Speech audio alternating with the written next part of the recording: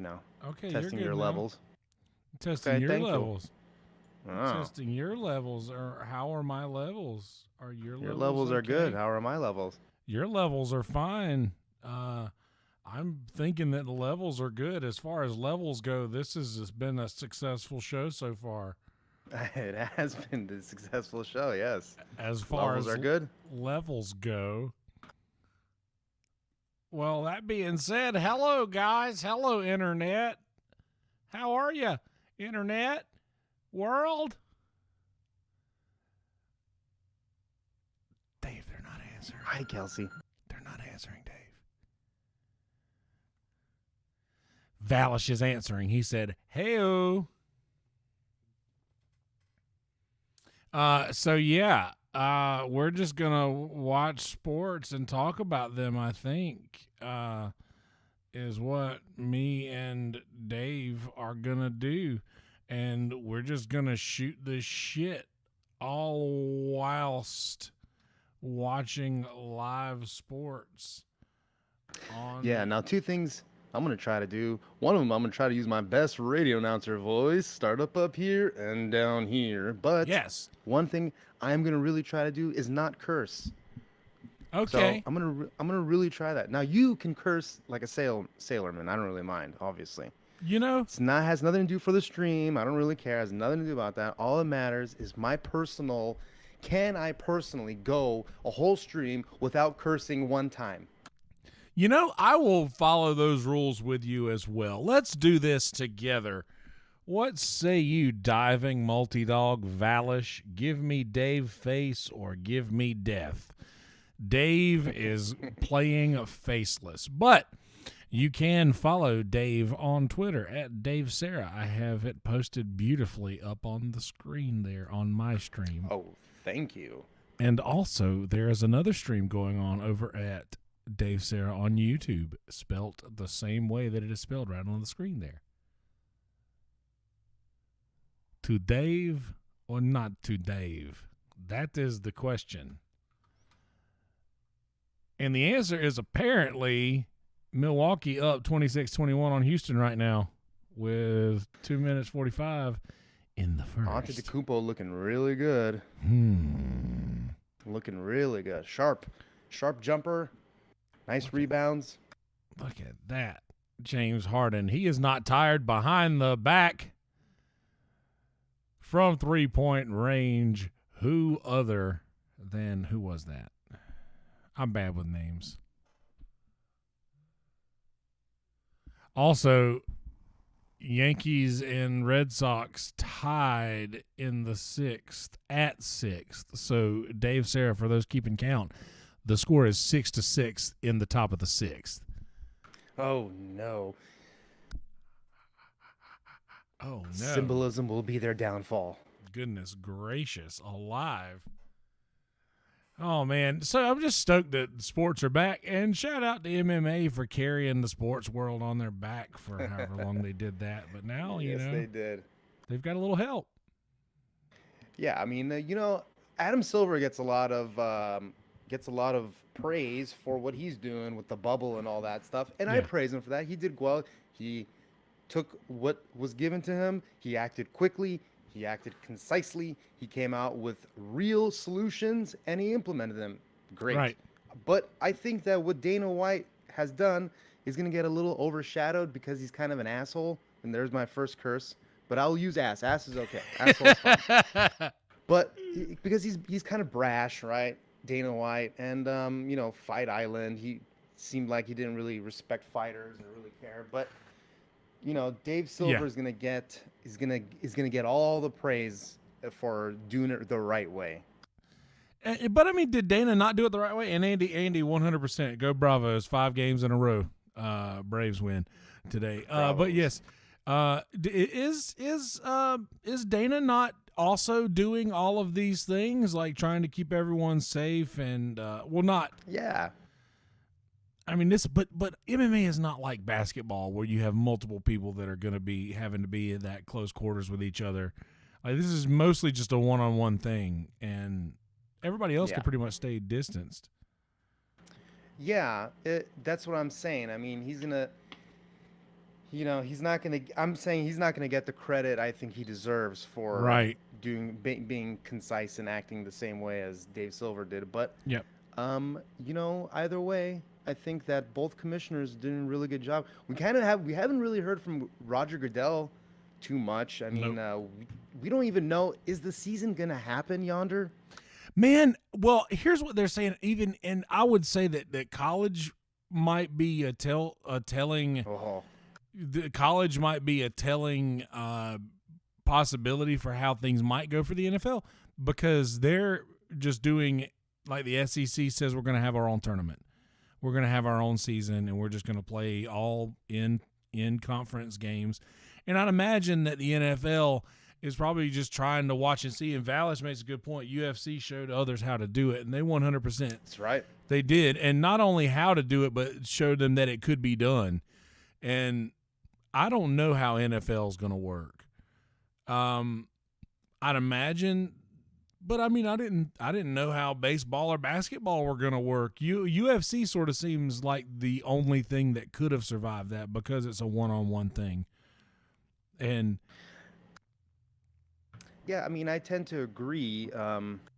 Yeah, I tend to agree. but Yeah. man, I don't know about the football season though. I don't know about NFL. I don't know.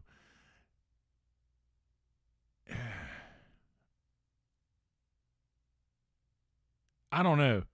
I don't know how they can. But then again, I guess we'll see how the season plays out for NBA and MLB. Houston going ahead for the first time tonight, 32-29. Let me ask you this: what do you think about Houston going primarily small ball? They got rid of their centers earlier this season. I mean, like their main centers. Who was it? I forgot who was on their team that they traded away. But they're going small ball. Mike D'Antoni, former Lakers coach as well. It seems to when it works, it's really good, but when it doesn't work, it's really bad. I mean, dude, to be perfectly honest with you, I don't even really know a whole lot about what Yeah, they've so I mean, done basically to what they change it. did, yeah, they basically what they did was they went all, they kind of went all shooting guard, small forward, basically, like, um, basically just going. I mean, what baseball teams would call small ball. They went. They They're got not, rid of they're looking for. defensive. Well, they got rid of, yeah, towering defensive slow players, I guess, is what their ideology is. Like, we don't want any slow players on the field. We'd rather have on the court. We'd rather have a bunch of shorter, faster players that can really just shoot. And like I said, when they're hitting their threes and they're hitting their jumpers, life's great. But when you're getting out rebounded 15 offensive boards, Ah, it's not good. It's not sustainable, especially in a playoff situation when the game's obviously going to get more slowed down, bigger bodies. Crashing the board is going to be a primary concern, yeah, and I don't see them being able to overcome some of the bigger teams like Milwaukee. Milwaukee is generally a pretty big team. Lakers have one of the biggest teams, so Clippers very deep, also pretty decently sized. But yeah, I don't see how they're gonna be able to really withstand any of the pressure on the boards. Really, that's my biggest concern. so it's almost like Moneyball, huh? So where they're trying Yeah, to. yeah. Okay, so that. Well, maybe that's like in the NBA's answer to sabermetrics or whatever they were trying to do in baseball, and I guess to where you wouldn't. They're trying to outscore. I guess mathematically, they're trying to outscore more points than they would save by being able to get those rebounds by having the big men. Maybe Right. I mean, in a way. I D'Antoni's. know them, by the way. His brother and nephew live here. I'm pretty good friends with Oh them. wow. Yeah, I mean his philosophy and style has always been very much so shoot under 13 seconds or whatever the number is. It's all run and gun type of playing. Yeah, It's an exciting style, And he's never won a championship, Mike D'Antoni. He had some success with the Suns, obviously with Steve Nash running the point. But yeah, it's yet to be determined whether or not this style is really capable of winning a championship. I mean, they were, oh, man, they had Golden State on the ropes there, and they just could not finish the deal last year. And I don't know, is James Harden, you know, is he becoming too much of a Kobe-esque player? Is he trying too much on the court? Is he hogging the ball too much? I don't know. With Westbrook there, I thought that it was never gonna work out, but it's actually Yeah. been quite it's been an exciting ball, and it's actually slowed down Westbrook, to the point where he's been more efficient. This kind of reminds me a little bit of when the Bulls went after Dennis Rodman to Mm. sort of complete that piece that they might have needed. And obviously not Dennis Rodman being a defensive player that he was, and Russell's being Oh more of yeah. the shooter. But like I think this sort of seems like that to me. This smells like that to me. Like maybe Yeah, it's I mean like, they did OKC together. yeah. Yeah, of course, of course. And they did. And um you know, when Houston brought in Chris Paul, I thought that that would be good for Harden because, obviously Chris Paul pretty much demands the ball in his hand, and he's a wonderful point guard. But, it takes away from the strengths of James Harden, which is he's a good shooter. He's a great slasher. He can dish it. He can hit threes, and Chris Paul's never really been a 3 point, like a good 3 point shooter. He's always been around 30%, a little bit less than 30%, I think. Yeah. But for the most part, Harden, I feel like taking the ball out of Harden's hands isn't the way to deal with their issues that they were having. I think really the issues that they were having was that, I don't know if it's Maybe he he's just best thinking that he is that alpha on the team. Like he I has was the just about to say he needs to be the head cock, basically. yes. I think he needs to feel that way, and that's the way He you're going does. to get the best out of him. Yeah, and when he was at Look at OKC, that. we did see some sh- what's the word that I'm looking for? Not some hesitation. He was hesitant because he had KD, he had Westbrook. What are you gonna do with that? So he Yeah. he obviously felt that he was a alpha long before going to Houston and seeing the style and their success, because they have had success, is just it reaffirms that notion, I think. But you know what? It's funny you brought up the statistics, right? Playing like a money ball type thing. Yeah. Let's switch to baseball a little bit, because Okay. I wanted to talk Okay. about something. So, remember, I want to say 5, 6 years ago, maybe a little bit more, we started hearing rumbling. Maybe around, it might have even started a little bit around when Moneyball actually came out, which was it's nearly 10 years now, if not Yeah. more. But so I remember when the Houston Astros won basically won an award. I don't know if they won an award, but uh, they were basically cited by the MLB and the media as having the best statistic analysis team. So they were like on the forefront of um, Yeah. of stat analysis.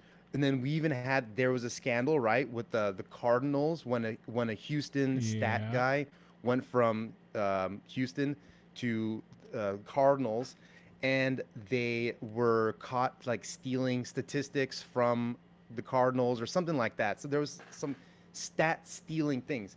Now we're just realizing that it had nothing to do with their statistics. They were just using those statistics to cheat. I mean, doesn't it just seem that way? Like, no, it's not their stat department that's so good, or Yeah. their analytics team that's so amazing. They were basically using these analytics teams to cheat, man. I don't like it. And I'm so happy that the Dodgers swept them.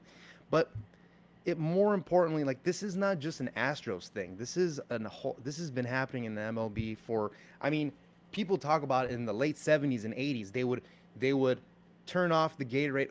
I'm trying to remember now who was it, but they would turn off the Gatorade light in center field if it was going to be an off-speed pitch, and they turn it on if they knew it was going to be a fastball. And this was going on in the 80s, man. This was going on in the 80s. You'd see they'd have a logo in the background, right? Just the harmless logo.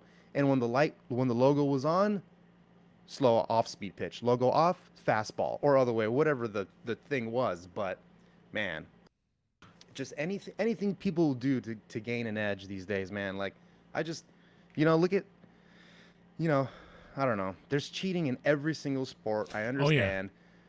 From film stealing on the sideline for plays in NFL to using and performance enhancing drugs in the UFC. I mean, it's rampant. We don't hear too much about it in the NBA because why? Because they don't really do any drug testing and they don't really care. And honestly, all the cheating is done by the referees. I mean, no, I'm just joking. Who's gonna deny that?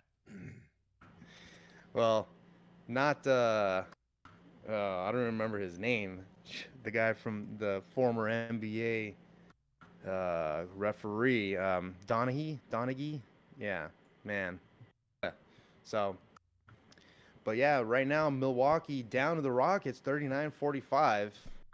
Started off good, but second quarter Houston's really turned it on. Towards the end of the first and the second quarter, it really turned it on. Yep. Aaron Judge just walked against Boston. They're still tied up. 2 on, 2 outs. Who's pitching for Boston? Right now they have Walden. Is that I can't see that Walden. Torres over 3. He's 2 for 1 right now. Popped up. Looks like a little routine fly can of corn. So yep. did we ever find out? Did we ever find out why Yoenis Cespedes opted out? Was it a COVID thing, or he just didn't want to play on the team anymore? No, he didn't want to lose. He didn't want to lose to the Braves no more, dude. He didn't want to lose the Braves anymore. Let's see, Yoenis Cespedes. I see you out there, Billy. What happened to Let's Play Ball? I hear you, man. I hear you, dude. Opting out. Our attempts to contact him have been unsuccessful. Yeah, I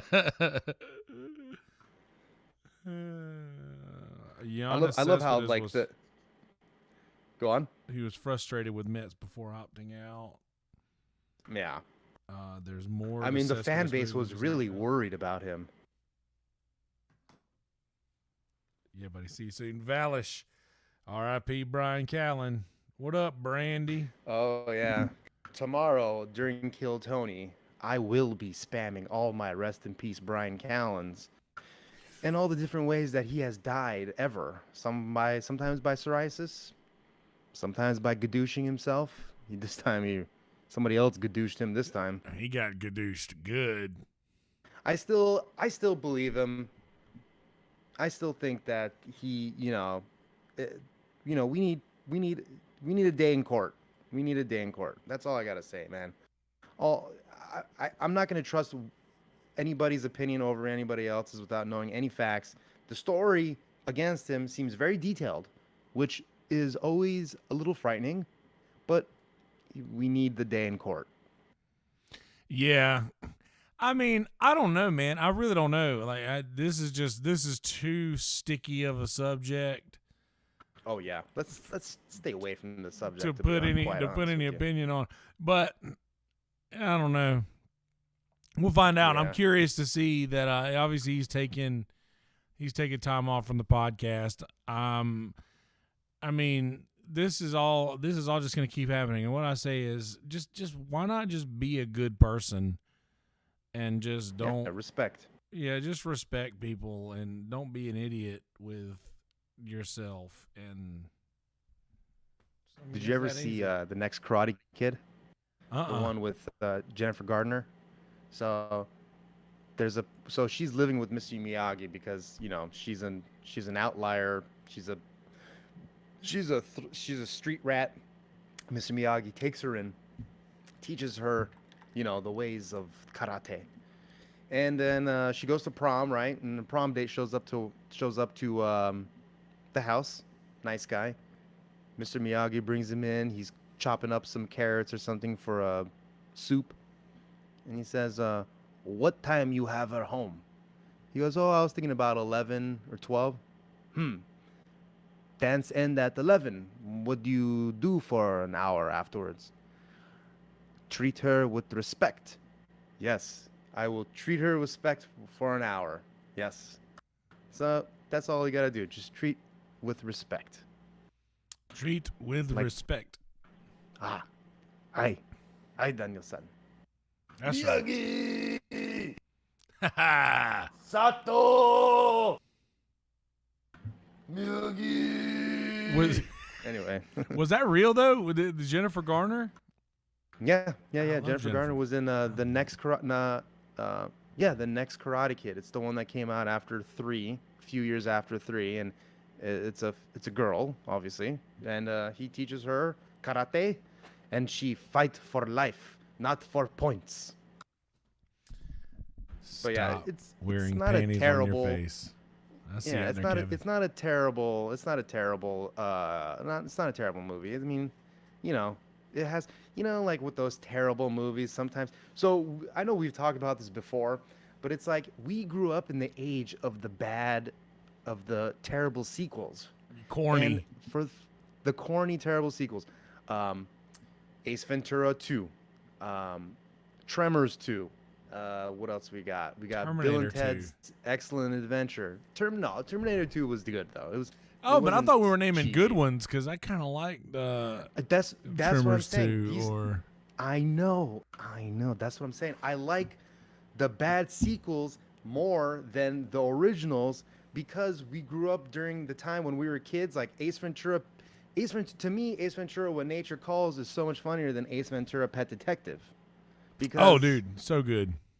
Yeah, and like it's funny how like these movies, the first one always has like this sort of like serious yet funny drama comedy thing going on, and like Ace Ventura is like that. It seems like a serious movie, and then the second one they just go crazy wacky Air Bud status. But I always liked those because I grew up with them, and they were showing on television constantly. So, yeah, dude, that's the one. Yeah, you watch TNT at 8:00 at night, and you're gonna see one of those random ass movies. Like, dude, but we had that conversation one night about sequels that are just great. Oh, home run, Red Sox. Red Sox. Yep, 7-6. Solo, Devers. 106.5 mile per hour exit velocity is 427 feet. Whoa! That is who went yard? What did I just said his fucking name? there went mine. Well, Boston needed this. Devers, because Boston needed this. They're at the bottom of they're in last place in their division. Oh, yeah, but it's still very close. They're only up by 1. Oh, yeah. Well, yeah. And so we're not in extra innings yet, obviously, right? No, we're still at the 7th or 8th. Yeah, not even. Just to the 7th. Yeah, just to the 7th. And okay. And, yeah, Judge has hit a home run in, like, his last 4 or 5 games, I believe. Yeah, same thing. Corey Seager went 3 for 3 last 3 games. That's pretty incredible. Man, I'm so excited for the Dodgers. I'm a little worried about our pitching, but Kershaw was on the mound today and he did well. Let's take a look. Let's see what he did today. There's no gray area for Kershaw. He's either lights out or garbage, and there's no gray area. Yeah, he's turned out. So he went 5.2 innings, 3 hits, 6 strikeouts, no earned runs. So, Nice. you know, I don't want to say a lights out performance, but that's about all you can really expect from Kershaw these days. 4 to 6 innings. You don't want to pitch him anymore. Um, the dude has got so many high level, high. He's got so many high intensity matchups. Dude, and what is his deal in the playoffs, man? Why can he not?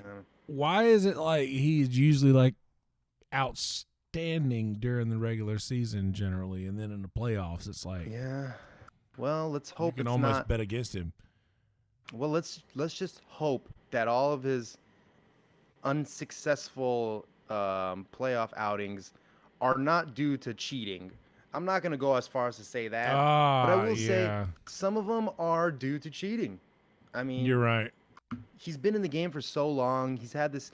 Remember, I remember for a long time, he would only when he would pitch, they would use who was it that was his catcher, man, fuck, from a couple years ago. They had man, I can't even remember. I know this. But yeah, not AJ Paul. Man. Anyway, I remember, like, there were basically two starting catchers on the team. One of them would catch every day. I think it was, man, I feel like such a bad fan right now. But yeah, and anytime Kershaw would pitch, this other guy would be the catcher, and I feel terrible not knowing the name, but I'm not even gonna look it up because I don't care. I hear you there, Santeria. Kelsey. I see you, Carrie. Kevin, Multi Dog, everybody out here in the chat chilling. Kershaw is like milk, not good if left out and old. Oh no. Okay. That's from Carrie, a San Diego resident. I don't know if I could call him a fan of the Friars, but I think that he is a Boston Red Sox fan, if I had to guess. I remember walking over. We got off work at Starbucks one night, and we walked over to Buffalo Wild Wings after we got done and watched the Red Sox win their second World Series after winning for the first time in 2004 after years of whatever that drought was. Good times. Yeah. This was the beers and wing years. Beers and wing years at Buffalo Wild Wings. Well, I meant more about in the Red Sox clubhouse. Ooh, beers and wings. Yeah, they would they're notorious for going into the clubhouse and just chowing down on some wings during the game, taking down a beer, maybe a couple shots, and just taking the edge off. Who doesn't love taking the edge off with some beer and wings, man? By the way, how do you like Buffalo Wild Wings? I can never stand the smell in there. The thing about Hooters and Buffalo Wild Wings, it's so.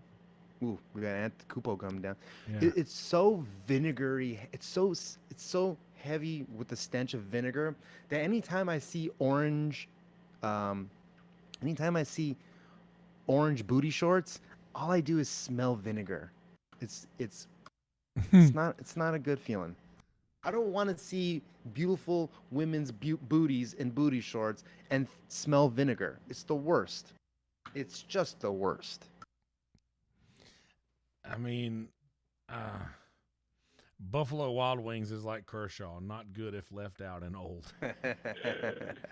Well done, Terry. Well done. Nah, I like Buffalo Wild Wing, and we play there every now and again, and we'll get like a bunch of wings, and I'll usually get like even the boneless wings. They're like, their sauces are good. Like, I like their barbecue sauce. I like their garlic parmesan sauce. I like all of their sauces. They're very saucy. So what's the deal with this saucy. Cream City? Why is Milwaukee known as the Cream City? I don't know. I've always thought that was hilarious that they do that on basketball jerseys. Like they'll make it like Rip City or It's very sticky. I mean, Chi-Town, kids these days, yeah, or kids these days, they love that crap. I remember the no LA jerseys that Louisiana, yeah, New Orleans NOLA. had. Remember? Yeah, NOLA. NOLA, yeah, no, especially when they played the Lakers in the second round. And you know, it's funny. Chris Paul has never, ever made it out of the second round. Right?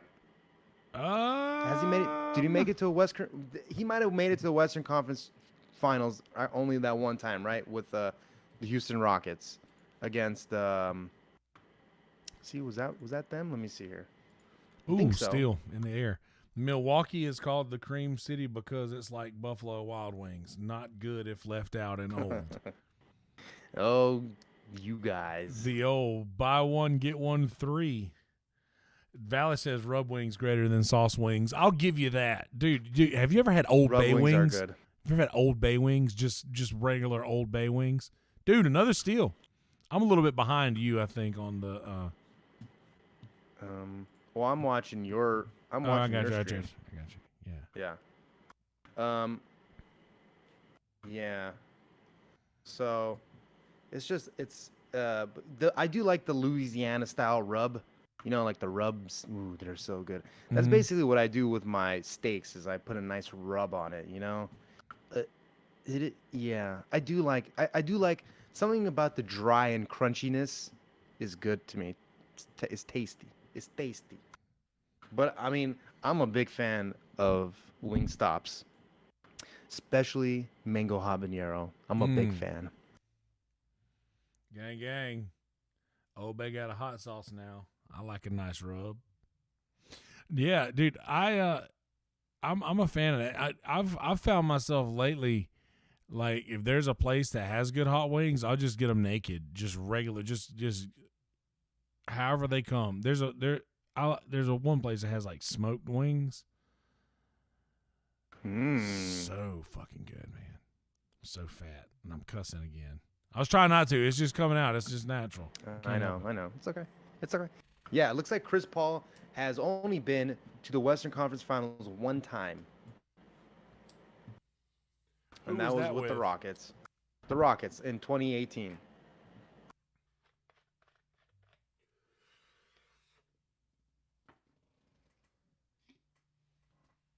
We still got bottom of the seventh, Yankees at bat, one out.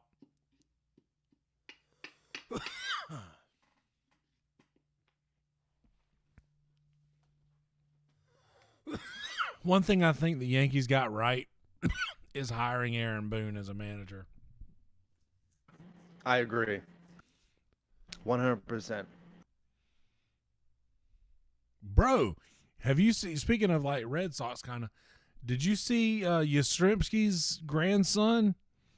Carl Yastrzemski's grandson is like, he plays for the shit, who's he play for? The Giants, I believe. I don't know if he plays for the Giants, but I know that he was playing in San Francisco the other day because he hit a home run in the ravine out there, whatever the water is. The bay, I guess. Is that the bay? Yeah, the bay. Yep. Where they sit going out in the canoes and stuff. Yeah. Their kayaks. Yeah. So yeah, you gotta go 404. You gotta go 440 to make it out there, or 450. Yeah, you gotta go deep, bro. It's a deep. You gotta go high too. That's the thing. To get to the bay, you gotta go 450, but you need a good launch angle. Man, I remember those Barry Bonds days. Holy crap. Oh, it's not out of here. It's too high. It's not too high. It's too far. Yeah. Oh, man, Barry Bonds. See, here's the thing. If Barry Bonds hadn't have taken the performance-enhancing drugs or whatever, the stuff that he did, I still believe he would have been pretty incredible, dude, because that swing, dude, doesn't matter what you take. Doesn't matter what you take, dude. If you've got that swing, and not only that, dude, it doesn't matter how great of an athlete you are, how powerful, how strong you are. if that were the case, Michael Jordan would have been a monster when he came to play baseball, being probably one of the greatest athletes in the world at the time. Right. But he couldn't hit. Probably a little tall for baseball, for the swing. Maybe a little too tall. Yeah. Max Kellerman would always make this point about Barry Bonds. And so I'm just regurgitating what he says in some sense. But he would say, look, man, Barry Bonds was already a Hall of Famer before he did steroids. Barry Bonds was already an amazing player before he did steroids. He only did steroids after seeing guys like Sammy Sosa and Mark McGwire get the kind of attention and popularity and the money that they got. And he's like, oh, yeah, dude, hold my friggin' bat. Right. And did steroids, and it was like, look, now what, dude? Now what, son? Yeah. And so I'm not really mad at it. And he did it in a time when it wasn't even illegal. So he 100% should be in the Hall of Fame.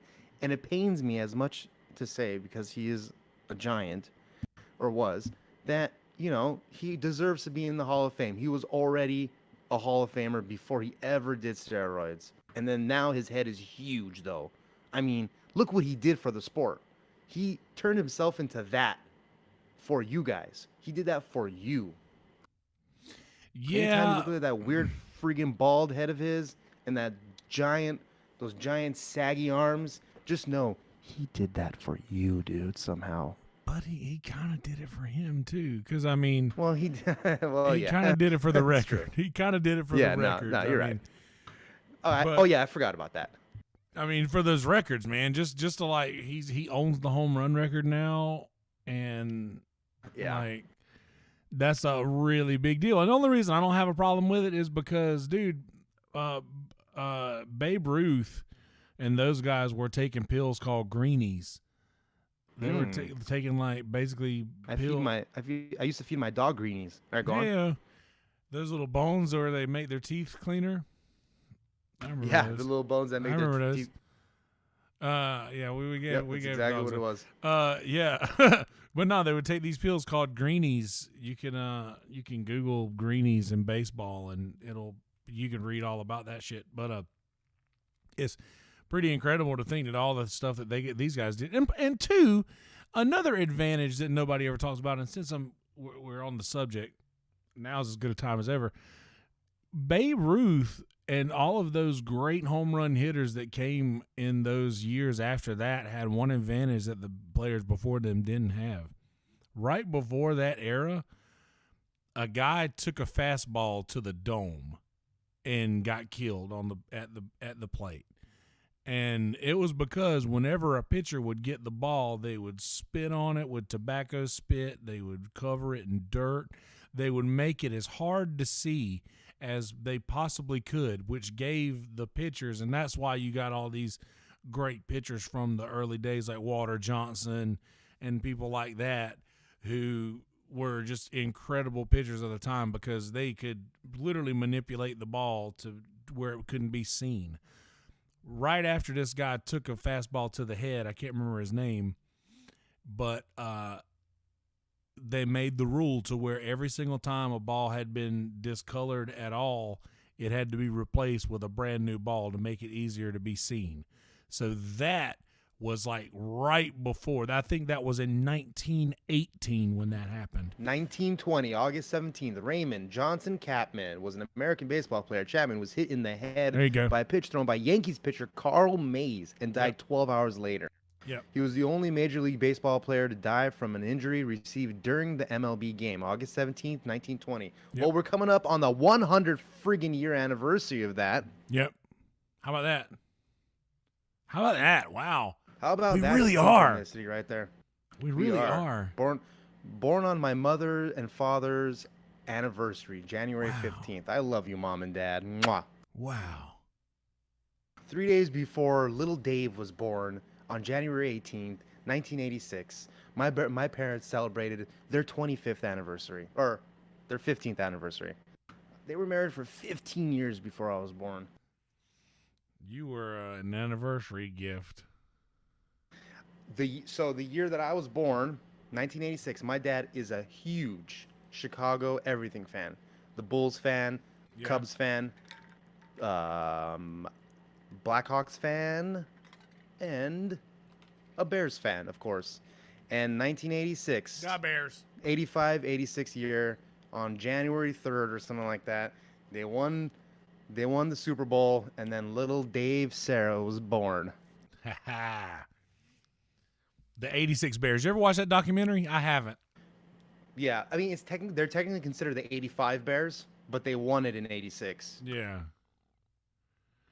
But yeah, dude, just thinking about that, just to finish that thought, thinking about that kind of thing, to where all of the advantages that those hitters had just because they could finally see the ball again after years of not being able to, really, which makes it even more impressive to think about what somebody like Ty Cobb did. And I mean, he was unfortunately a very racist person, but dude, the guy was from random boomfuck Georgia. What can you do? I mean, he's like arguably one of the greatest hitters of all time, and to think that he couldn't even see the ball, like it was even harder for him to see the ball back then. When like, you mentioned that, yeah, when you mentioned about the spit and tobacco and the dirt, first thing I'm thinking is, well, obviously he's trying to get some spin on his ball, right? He's trying to get some movement. yeah. But no, it's the vision. Interesting. Yeah, they wanted to make it hard for you to, and not only that, it was misshaped. You didn't know how it was like a.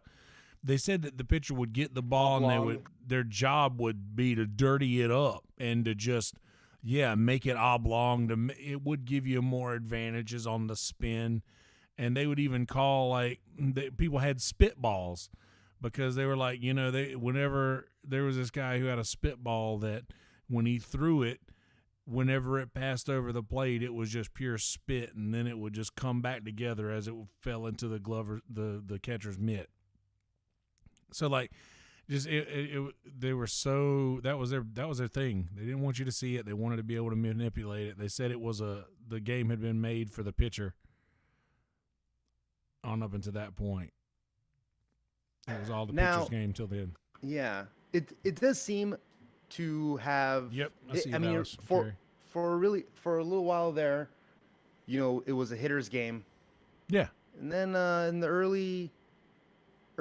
late the late 2000s, we started to see a little bit of a shift, and then all this analysis stuff came out. All these stats, these stat guys, right? Analytics. They weren't analyzing stats. They're analyzing the catcher's signs, dude. Ooh. Stat analysis. They're just analyzing the signs. See, the trash can, the infamous trash cans. The trash can, the buzzer on the arm. I mean, if we ever see a picture of a buzzer on Altuve's shoulder, if a picture ever comes out, I'm not saying a former player, whatever. If a picture or like legit testimony of a coach or something coming out saying, yes, Altuve used a buzzer on his shoulder to give him the boot. One buzz for a fastball, 2 buzz for an off-speed pitch, 3 buzzes for a splitter. You know what? It's still pretty amazing that he could feel that quick, boom, boom, boom, feel it, bzz, bzz, bzz, and then all right, splitter, or bzz, bzz, all right, hang on this pitch, bzz, coming right down the middle. That was a nice little fart by me. And I mean, just that alone is pretty amazing. But if it ever comes out, he needs to be banned from the game. He needs to be fined.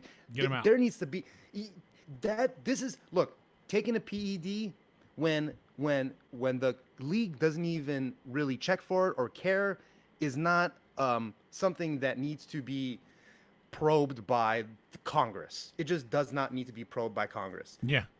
Now, something like this, where somebody's using a device and there are millions and millions of dollars being swayed as far as points, as far as betting is. Well, you can't do that because the betting is federally protected. That means that if somebody is doing this, cheating in the game, or there's alternative devices, and they're going against the terms of services per se for the MLB, then they need to be sued. They need to be prosecuted to the fullest extent and banned from the game, like basically like Pete Rose, because he ruined the integrity of the game. But more importantly, he took money out of people's pockets because, I mean, gambling, whether you like it or not, it is a legal aspect of the game, and it should be protected because of that. Yeah, and I feel differently about the Pete Rose situation because I feel like he shouldn't be excluded from the game for things he did as a coach because of what he did I as a get player. you. Because I mean, he was a Yeah, fantastic hitter, man. He yeah, was incredible. you know, of course. And I mean, okay, look, I don't necessarily even agree with the Pete Rose um, stuff. I'm I'm a I'm a little bit split on it. It's just it's a little hard to believe that he only did this maybe as a manager. He never did it as a player. Well, I don't know. So I'm not gonna say I'm Yeah, not gonna now go through every single one of his games and say, oh, he had an off night here when he shouldn't have, or oh, he had an off night here when he shouldn't have, and look to say, it's just if you did it as a manager, there's just and you um, yeah you admit to it, then I don't necessarily I think your credibility as a player goes out the door too. I mean, it's just a personal opinion. I have nothing. I don't really. I don't know Pete Rose. I've never met the guy. Seems pretty cool in interviews and shit like that. But there's my S word. Damn it. And it seems pretty cool in interviews. But yeah. I don't. I just. I don't. Yeah. It's just it's a bad look, and I don't agree with any of that. It's like, man, remember when all this Russian, a couple. Okay, I want to say one thing. So this was probably about 5 years ago. 2015, I think, is when the story came out about Russian and Irish gambling bosses or mob bosses were paying off big time tennis stars to go down in the first rounds of majors. huh? And we would see it often. We saw it a lot with Nadal. He went down a lot in the first round. We saw it with other tennis players. No names. There were some names specifically named. None of the really top ranked people that you would ever hear of got named. So it kind of flew under the radar. Now it came out on a Friday, the story, right? On Monday, Colin Cowherd, because I listen to Colin Cowherd religiously with Yeah. along with Dan Patrick. I love these guys. Colin Cowherd comes out, and this was when he was still with ESPN. He comes out. He's told by ESPN, "Do not talk about this." He says, "Well, I have to talk about it." He's like, You have 1 minute. You could talk about this for literally 1 minute." He's like, "I need a minute 30." They said, okay, you get 1 minute and 30 seconds to talk about this. That's all ESPN allowed him to talk about this. Why? Because Nadal had just freaking lost in the first round of the French Open or the Australian Open. And, you know, he comes out and Colin Cowherd says it exactly like this. Um, he says, "I wanted to open with this. ESPN wouldn't let me open with it. They said you can only talk about this for a minute 30." Okay, so I'm going to talk about this for 1 minute and 30 seconds, and it goes on a rant about how Russian and Russian and Irish um, casinos have been running tennis for years. And yeah, I mean, now when you look Holy back shit, at for it, real? mm-hmm, yep. And so they basically gagged him, and then not soon after that, he went to Fox. Hmm. I loved the Herd when he was on ESPN radio. Yeah, I mean it's virtually the same exact show. Yeah. It's just he's on and you can't really beat that duo in the morning, Dan Patrick and then Colin Cowherd. Oh It's yeah. it's the best. I mean, it's the best radio for your buck. I mean, other than Max Kellerman, they're really my favorite. Those two are my favorite newscasters. I mean, I like some local guys here too, like Mason in Ireland. They're big in LA. They've been on LA radio for a long, long time. I respect them. I love them. I always call into their show. Um, I actually so one year, so one of the co-hosts, his name is Steve Mason, and he had a roast at a casino near me called the Commerce Casino, and I actually ended up going to the roast and just watching it. It was really fun, and this was literally the day after Kershaw got lit up by, I believe, the Washington. He got lit up by Washington in the last game. They lost, and they went out in the first round. And so after the roast, I went up to Steve Mason. I introduced myself, and I said, "Can I tell you the joke that I thought about for this roast?" And the joke was, Clayton Kershaw really wanted to be here, and this was October already. And I said, Clayton Kershaw really wanted to be here tonight, but everybody knows he doesn't show up in October. And he loved it, obviously, but it stung even more being literally the day after. And so yeah, I mean, the jokes were good. It was a light roast, it wasn't, none of those guys can really say what they mean. I mean, they work for ESPN. Ooh, and this roast just got dark. Is there a barista in here? Yep. Oh, Mike Santeria on the chat came up with a interesting topic. Let's hear it. Think about how many pitchers put shit on their glove or brim, but also think about how many pitchers shake off their catchers. I watch Lester shake off a pitcher almost every at bat. Dude, the thing about the stuff on the hat, what Yankees pitcher was that? Was that Chapman? Yeah, I don't remember. He puts it right underneath the brim, and then he kind of he would always go. He would touch his hat, and, touch the brim of his hat, and then yeah.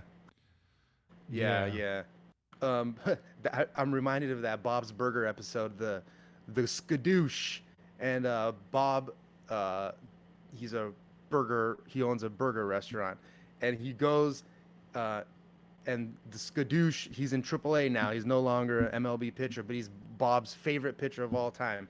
And he eats one of Bob's burgers, and he has a great outing. And he thought that it was because of the burger that he has the outing, the good burger. But what he realized was he was saving the grease from the burger so that he can get a better skadoosh on his skadoosh.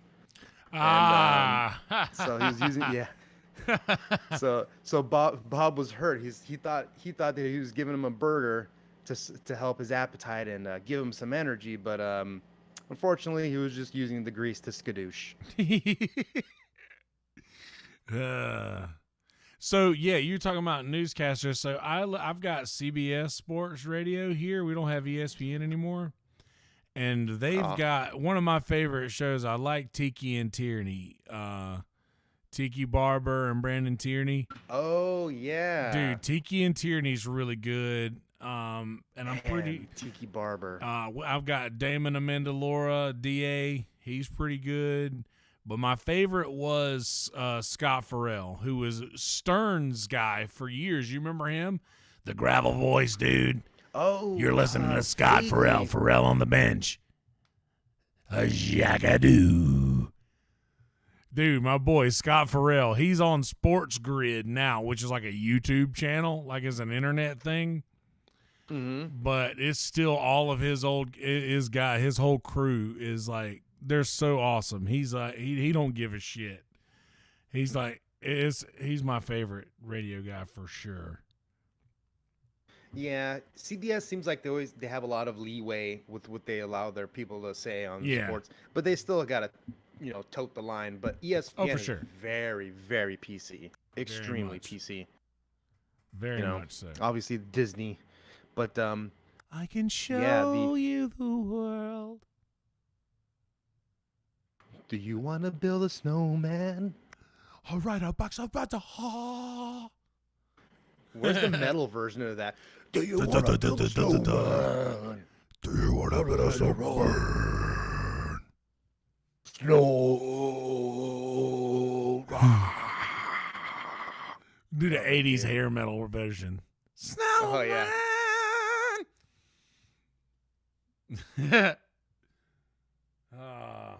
Oh man, you know what? I don't even care. I wish, to touch on what we were saying earlier, I wish that you would just let everybody take steroids. If it makes you a better athlete and makes you healthier, and more able to withstand the things you put your body through, why would they not be allowed to take these? Like, Well, I think I they look at it as a understand. danger. It might be dangerous, maybe. Same reason they don't use metal bats. I mean, at this point, why don't you just give the friggin' pitcher a face mask and just use metal bats? I mean, I don't know. The pitching hasn't. See, Oh, no, I like the wooden what bat. happens? What happens?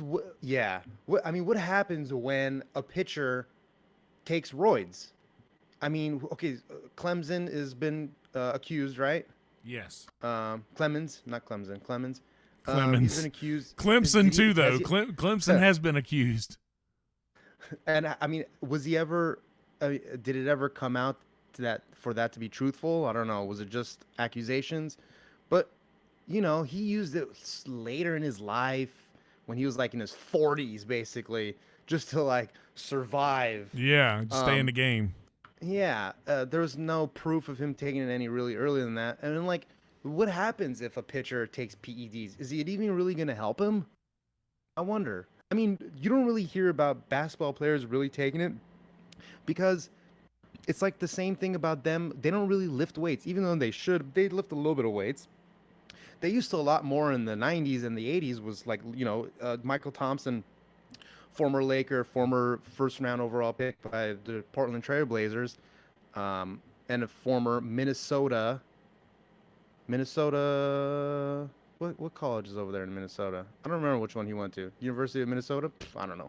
But he talks about how they used to lift weights, help them. They were never sore or, you know, they got through it. And they would play.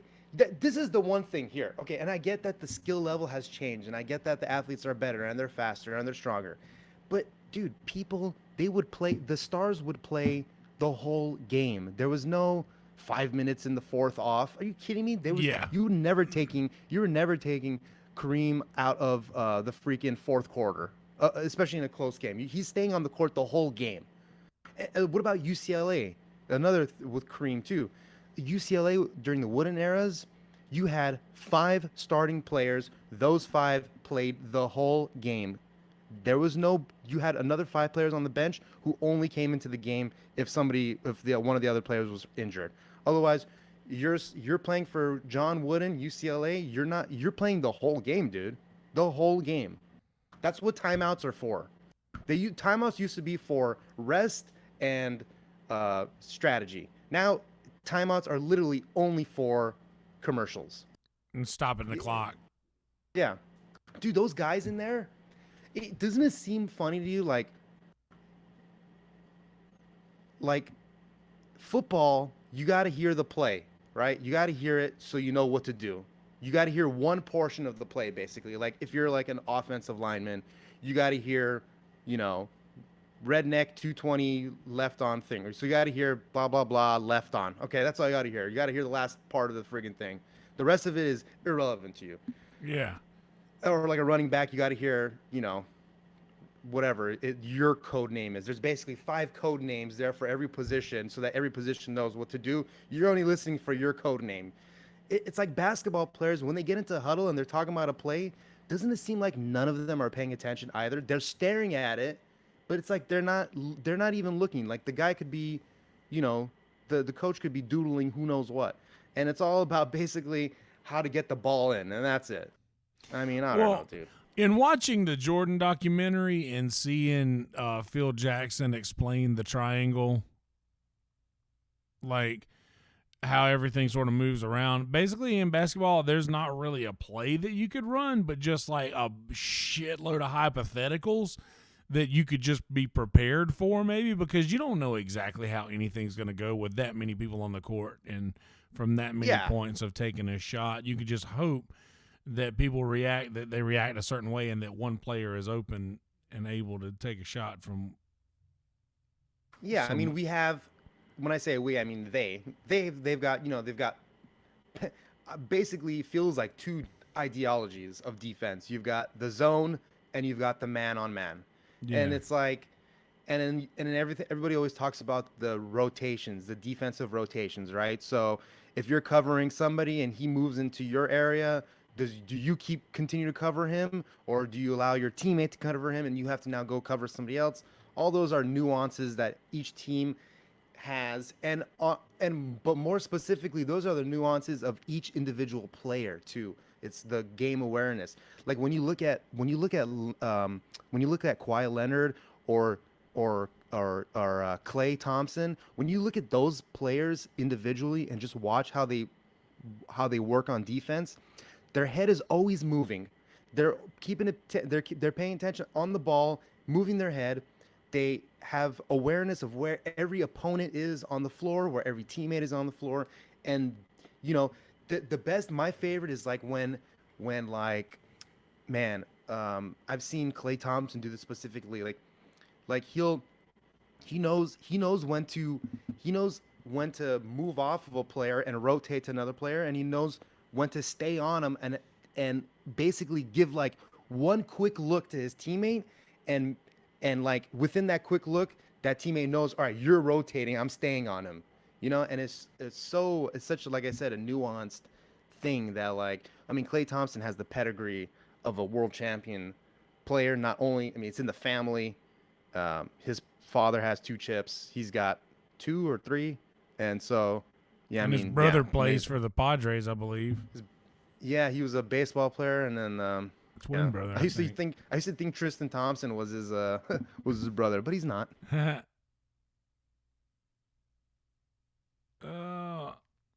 So yeah, we got 61-70. Houston. Yep. Houston's up on the Bucks, 61-70. Antetokounmpo, little sluggish today. Let's take a look at his stats real quick here. Dude, Westbrook just like sinking threes in people's faces. He is sinking threes. See, this is, yeah, man. He's like, he can conserve his energy now. He doesn't have to go so run and gun. He has good elevation in his shot, is what I've always said about Westbrook. When he shoots, he jumps straight up in the air like a good jumper should be, and he doesn't do any of that leg stuff. Feet together, straight jumper, and it's nice, straight up in the air, clean. None of this fadeaway, nothing. And he just never really had that good 15-foot shot, but today his threes are definitely on.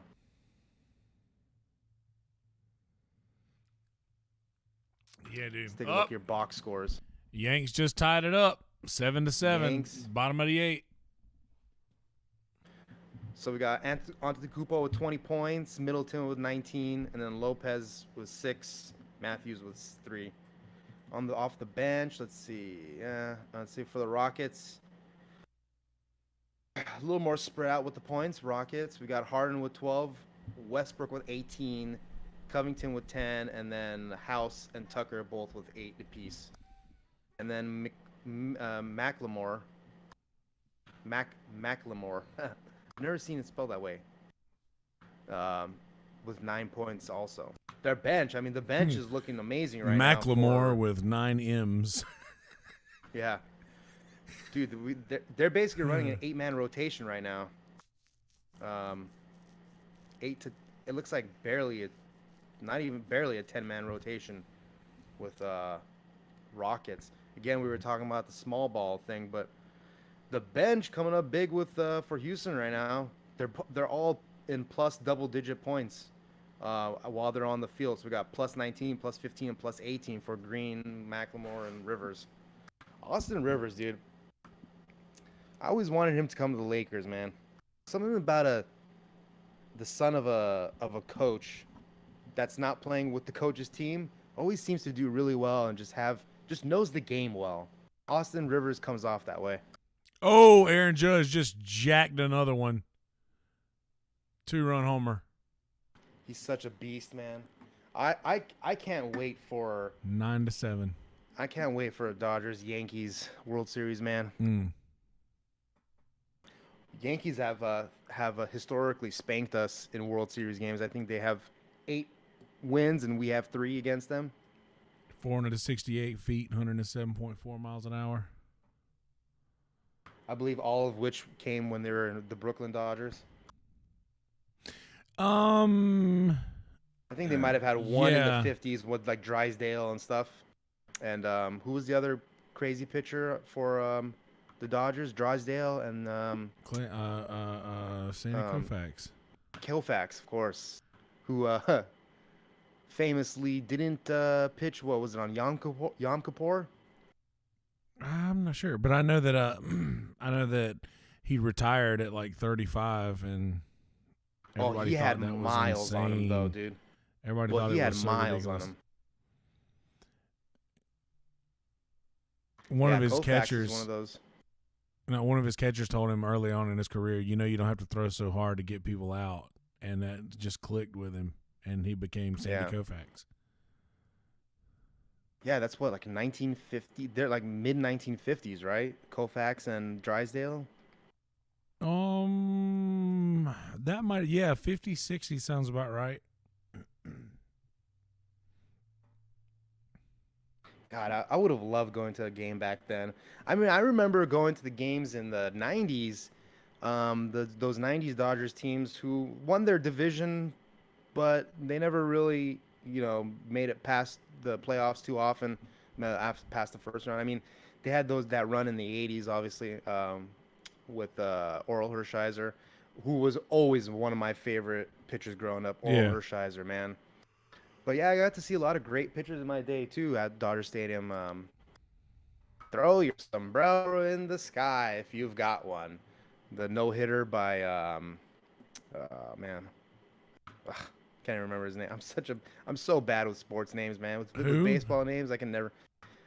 He was for the Dodgers. He threw a no hitter and wow. He played for Lasorda. Hold on, let me find it. What year? What era? This is the 90s, so it's Fernando Valenzuela. Fernando Valenzuela throws a no-hitter. I see, bro. Throw your sombrero in the sky if you've got one. Hey, that's my best impression of the great Dodger Scully. Announcer, Vin Scully. Welcome back to Dodger baseball. He's be it's time for Dodger baseball. It's time for Dodger baseball. That's how MLB The Show starts off. Did we just uncover a conspiracy that Bruce Buffer stole "It's Time" from Vin Scully? It's time with Bruce Buffer. It's time. Hershiser. Brian knows. All right, so I have a story. So 1988, I'm 2 years old. My uncle and a couple of his friends, who in that time was probably in his late 20s, they go to Oakland to go watch the Dodgers try and shut out the A's.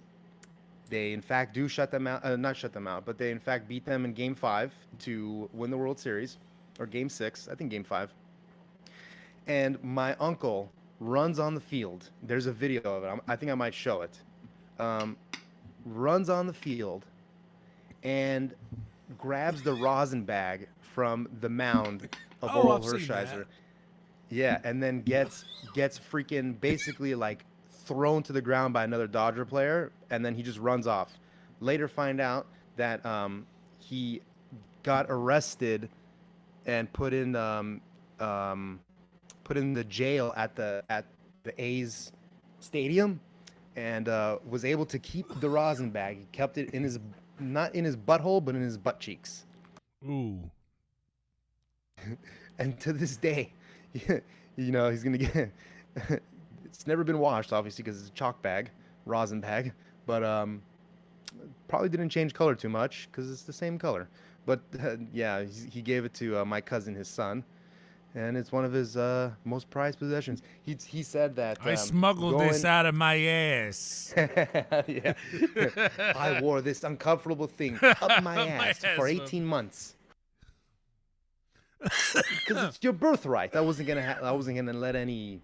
Yeah, don't say it. Racial slur. I wasn't gonna. Oh man, Christopher Walken, dude. He's gonna go down as one of the My son's best. birthright. God, it's so good. Yeah, you remember those? his son's birthright. Your birthright. You remember those Warlock movies? They were kind of bad, but he was in all of them in the beginning. That sort of sounds familiar. They were scary movies, but I know you don't like scary movies too much. Yeah, I don't really watch scary movies. I'm a warlock. I can't do a Christopher Walken's impression. Hello. I can only do an impression if another impressionist does the impression first, and then I copy the impressionist. That's the only time it ever sounds good. I can't just go, I can't just do more cowbell. It doesn't come out right. The Foo I need more. Fighters. The Foo Fighters. They're so good. Like, of course, where does the emphasis go in Foo Fighters? And of course, Foo Fighters. I said Fighters. The Foo Fighters. The Foo Fighters. The Foo Fighters. The Foo Fighters. It's like who tends to do that too is Thank you, Valish, Theo. very much. Theo Vaughn tends to do that too. The Foo Fighters. The Foo Fighters. The Foo Fighters. Yeah. Oh man, I love that intonation. Theo's funny, man. I don't give him enough credit because he's like sort of reminds me of a lot of people from around here. So it never seemed like he was that special for me just because I've always said I could throw a rock and hit 12 Theo Vaughns, but that's not true.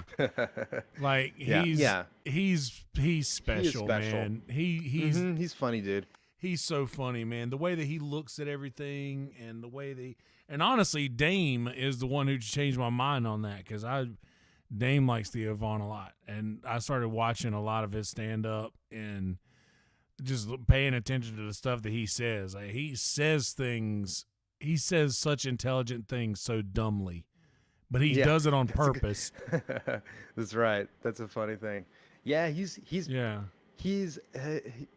doesn't get enough credit for being quick and witty, but he's actually pretty quick and pretty witty. Yeah, he gets, the thing is, sometimes it's a little hard to listen to Theo Vaughn because he goes from comedy to being super serious and like heavy and real, like on a dime, which is a good quality, but it sometimes will kill my mood in a podcast, right?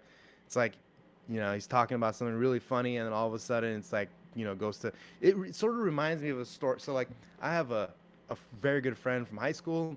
She moved up to Washington to become a writer. She writes now for, I think she writes for a very popular like astrology paper / magazine or whatever. But so I hadn't seen her in years. She comes down, we go grab a drink, we're having fun, and then she brings up out of nowhere the fact that she was raped, and my first response was to laugh. And then I've obviously been drinking a little bit too, and I'm like, I'm laughing, and I'm telling her, I'm sorry. I'm not laughing at the fact that you're raped. I'm laughing at how nonchalantly you brought it up in the middle of a conversation of whatever it is we were talking about, because it wasn't anywhere near that. And Vaughn kind of comes off that way a little bit, which can honestly be really funny because it's like it's misdirection at its finest. You're gonna go funny and you go dark. Yeah, well, the old switcheroo. The old switcheroo. Got him. Ooh, and one. See that? And one. See that? Another one. 1-3 behind if he makes this. 73-76. And it looks like them Yankees. Did that game go over while I wasn't looking just now? I think it did. Looks like they did that. Brooklyn takes out Washington. Boston beats Portland by 4. San Antonio beats Memphis. Sacramento loses to Orlando 132-116. Look at all these overs that are probably hitting too. I had a feeling at the beginning of the beginning of the reboot of the season that a lot of these overs in basketball were gonna hit. But I don't know. Seems like they're People, there's not it doesn't look like the defense has caught up to the offense yet. I know that during the Laker game, Reggie was saying that you're gonna have that the offense hasn't actually caught up to the defense yet, but I haven't. Or excuse me, the defense hasn't caught up to the offense. There's a lot of sloppy defense, but I'm honestly seeing the opposite. I think there's been okay. Hold on, I've totally said that. Reggie says that the defense is ahead of the offense. There's a lot of sloppy offense, and I'm saying it's the opposite. That there's been a lot of sloppy defense.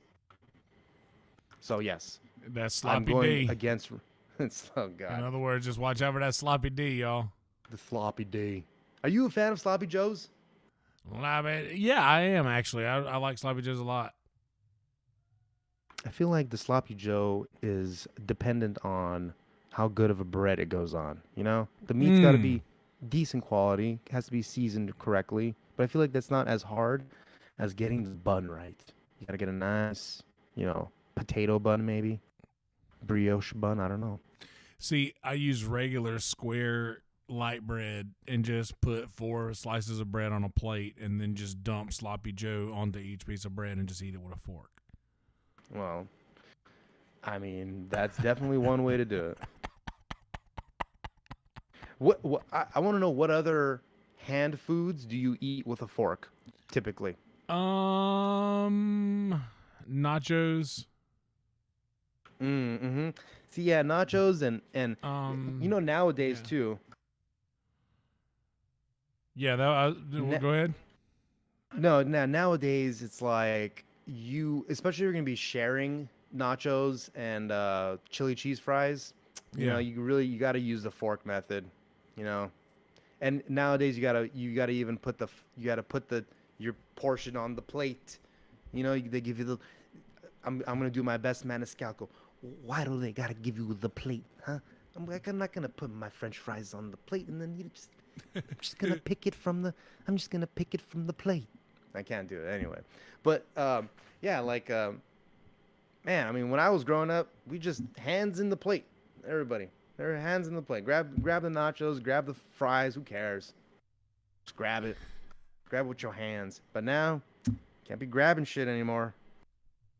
Oh yeah, that's one thing that we were talking about the other day. Is me and Mumford were saying, God, I'm gonna miss fucking like Golden Corral breakfast or like those like buffet places. I love a redneck buffet so much.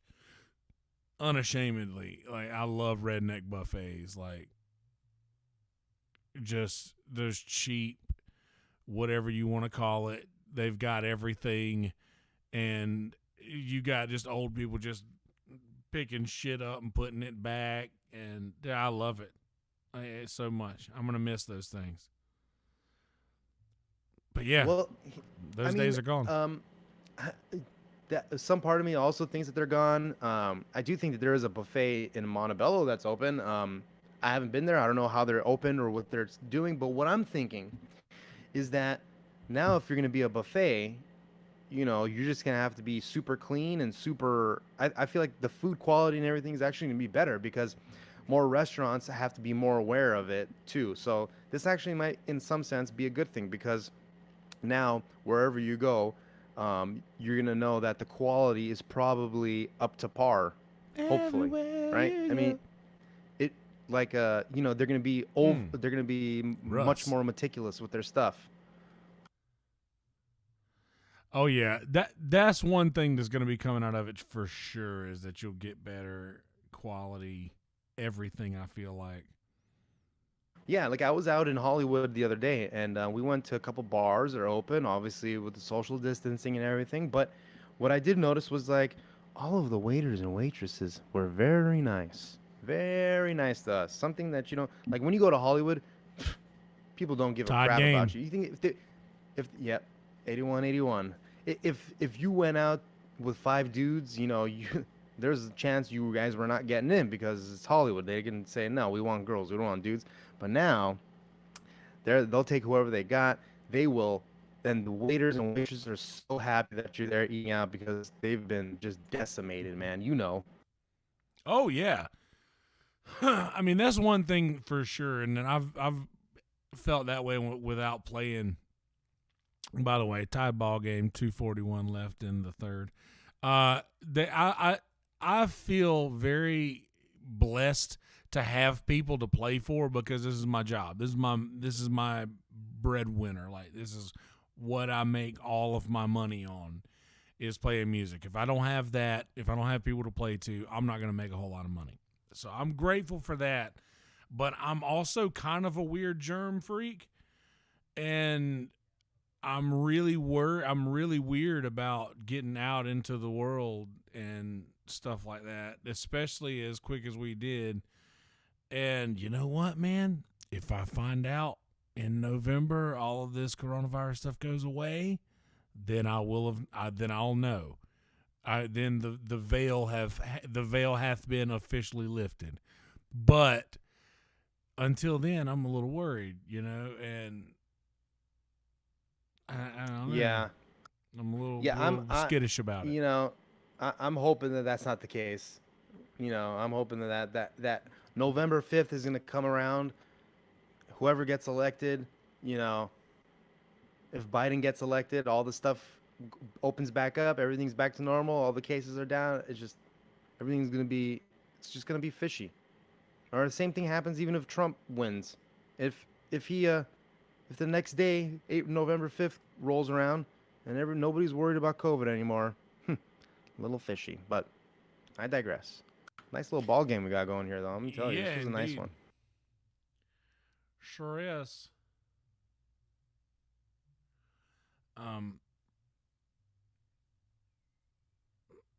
Yeah, dude. It's good to have sports back. It's normal. Like, it's just something normal.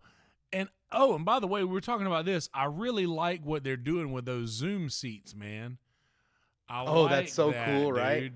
I really like it's that. It's very cool. Well, that gives the players visual representation that people are actually watching them. Like, yeah, right then. That's a good point. And that's a good point. Like with the baseball players, all they have are those cardboard cutouts. But dude, to have the screens on the side and you've got cheerleaders on the screens as well, that's really cool. How they did that. Is pretty cool. Yeah. That's right. That is pretty cool. The cutout, man. When I saw Stephen Brody Stevens, man, that felt good. You got it. That felt real good. Stephen Brody Stevens. That made my week, dude. I was very, very happy to see that. Let's see. Yeah. My boy on Instagram at Oh My Jesus. Sundays are for Brody. Do you follow Jesus on Instagram? Or you don't do Instagram anymore? I don't got my Instagram, unfortunately, hacked by somebody. Okay, I'm going to say this officially that we should get you a new Instagram. You should just start a new Instagram with a new email account, and we'll build you from the ground up. It's fun. It's like Clash of Clans. It's fun to build it from the ground up. You know it's fun. Clash of Clans. Man. Yeah, man, it's something to think about. I'll maybe try in the future. See, the stupid thing about this whole Instagram thing, man, it's like this. The hack happens. They hack your shit. They change your email, right? And then when you email saying that your account has been hacked, Instagram just says the email is different. Well, obviously it's different. Ooh. It's obviously different, right?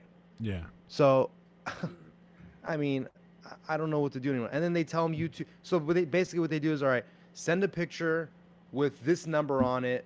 Send a picture of your face holding up this paper with a piece of paper with this number on it. You do that, you send it in, and then they tell you the name on the account does not match the email you have emailed with. Ugh. Yeah. No kidding, dude. Because my email now is something .ru at something.ru. You know what I mean? It's like, of course it's not gonna match, bro. Like you can't figure it out. Don't you have some logs of like me logging into my account at one time and then a whole new email from a different country being logged in? You don't see any of that. You can't see any of that. Yeah. Really? Am I the only one seeking this? Yeah. Man. Well, I mean, as far as it looks like NFL is gonna happen. I mean, Oh yeah. doesn't it sound like? But the NFL it's so weird because it just seems like at any time it could just all end, and the NFL That's is what I'm not saying. really like they're not really promoting, or I don't want to say they're not really promoting, but they're not. You're not hearing them as much. They're not getting about people's it. hopes up. They're not getting people's hopes up because I think they know that at any moment it could all just stop. That's And what it's I'm just not- thinking, dude. How many baseball teams have fallen God. off, dude? There's like 7 or 8 teams now that have just fallen off the face of the earth, and dude, it's only a matter of time, dude. I'm sorry, but I saw this Instagram model tweet the other day. I've already been invited to the bubble, and this was like the day the bubble. Oh my God. The bubble was a thing. And I was like, dude, how much longer is this gonna last? If Instagram models are already getting invited to the bubble, like, and then the MLB teams are falling off, like, that's what I was saying about the NFL is it's gonna have to be a wait and see game to see how the season plays out for MLB and NBA here, and Marlins have only played 2 games. I mean, they've basically there's no point in even them playing games anymore. They're at a point where they won't be able to even field a team for who knows how many more days. I mean, it's rejected. Milwaukee just went ahead with a 3. Your boy. Oh, I'm watching it now, and matched right there. Damn. Right. Yeah, this is a good matchup right here. Yeah. Minute left in the third. I mean, this could potentially be. Houston. This is potentially a preview. This is potentially a preview of the national championship of the NBA championships. National championship got me thinking about college. Oh, there it is. I know. 3. Not good. Miss. Yeah. But yeah, dude, I'm curious how the NCAA is gonna handle the SEC wanting to have their own tournament, and I think maybe even the power conferences might do the same, or there may just be like a season with just power conferences. I don't know, but what I am curious about is just how they're gonna. I don't know how any of it's gonna work. Seeing as how this is going for the baseball so far. Oh yeah, I mean, the NCAA. This is all just extremely hypocritical, isn't it? Right. First of all, you're not going to pay your players, or you might give them a percentage of jersey deals or some bullshit, right? You're going to make $50 a month. And that's only in like Florida. They just allowed that instead exactly. of Florida. California's trying to push some legislation too. Or not legislation, but like some, I don't even know what you would consider a legislation or, but California's going to try and force the NCAA, which who cares, because the NCAA will just find a way around it anyway. But it's just a little hypocritical, right? Like, you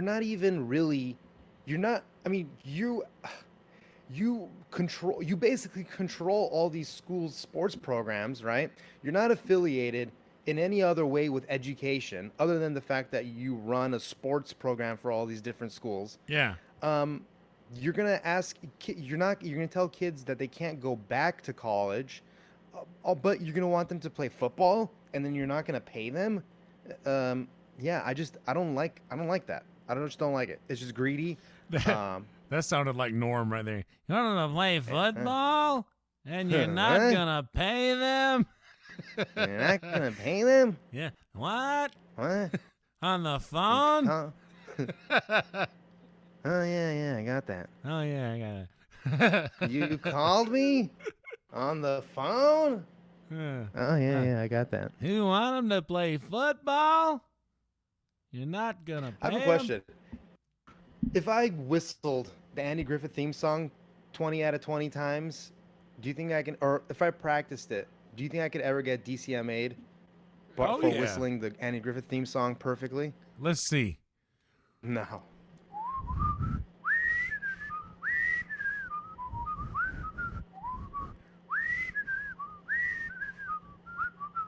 How you try?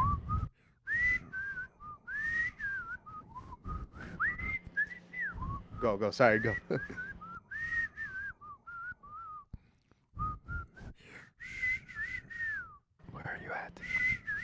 Don't you leave me. But yeah, I always wondered, you know. No, I'm here. If I Maybe can- my if I whistle's can- not picking up on Discord. Oh, maybe it was not. Yeah, it wasn't getting picked up on the Discord. I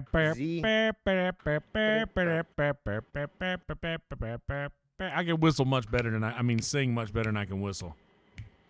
Have you ever heard of those professional, like Juilliard level whistlers? They are freaking amazing, dude. Their pitch, Me and their my brother intonation. are releasing Oh. a whistling album. Me and my brother. Yeah. All right. No, but yes, I know- NFL news right now. I know what you're talking about. But yeah, in this game, we're coming up on the final 15 minutes of this game. And we'll wrap it up after that for all of these fine viewers that we've kept consistently throughout the broadcast. Oh, that's great.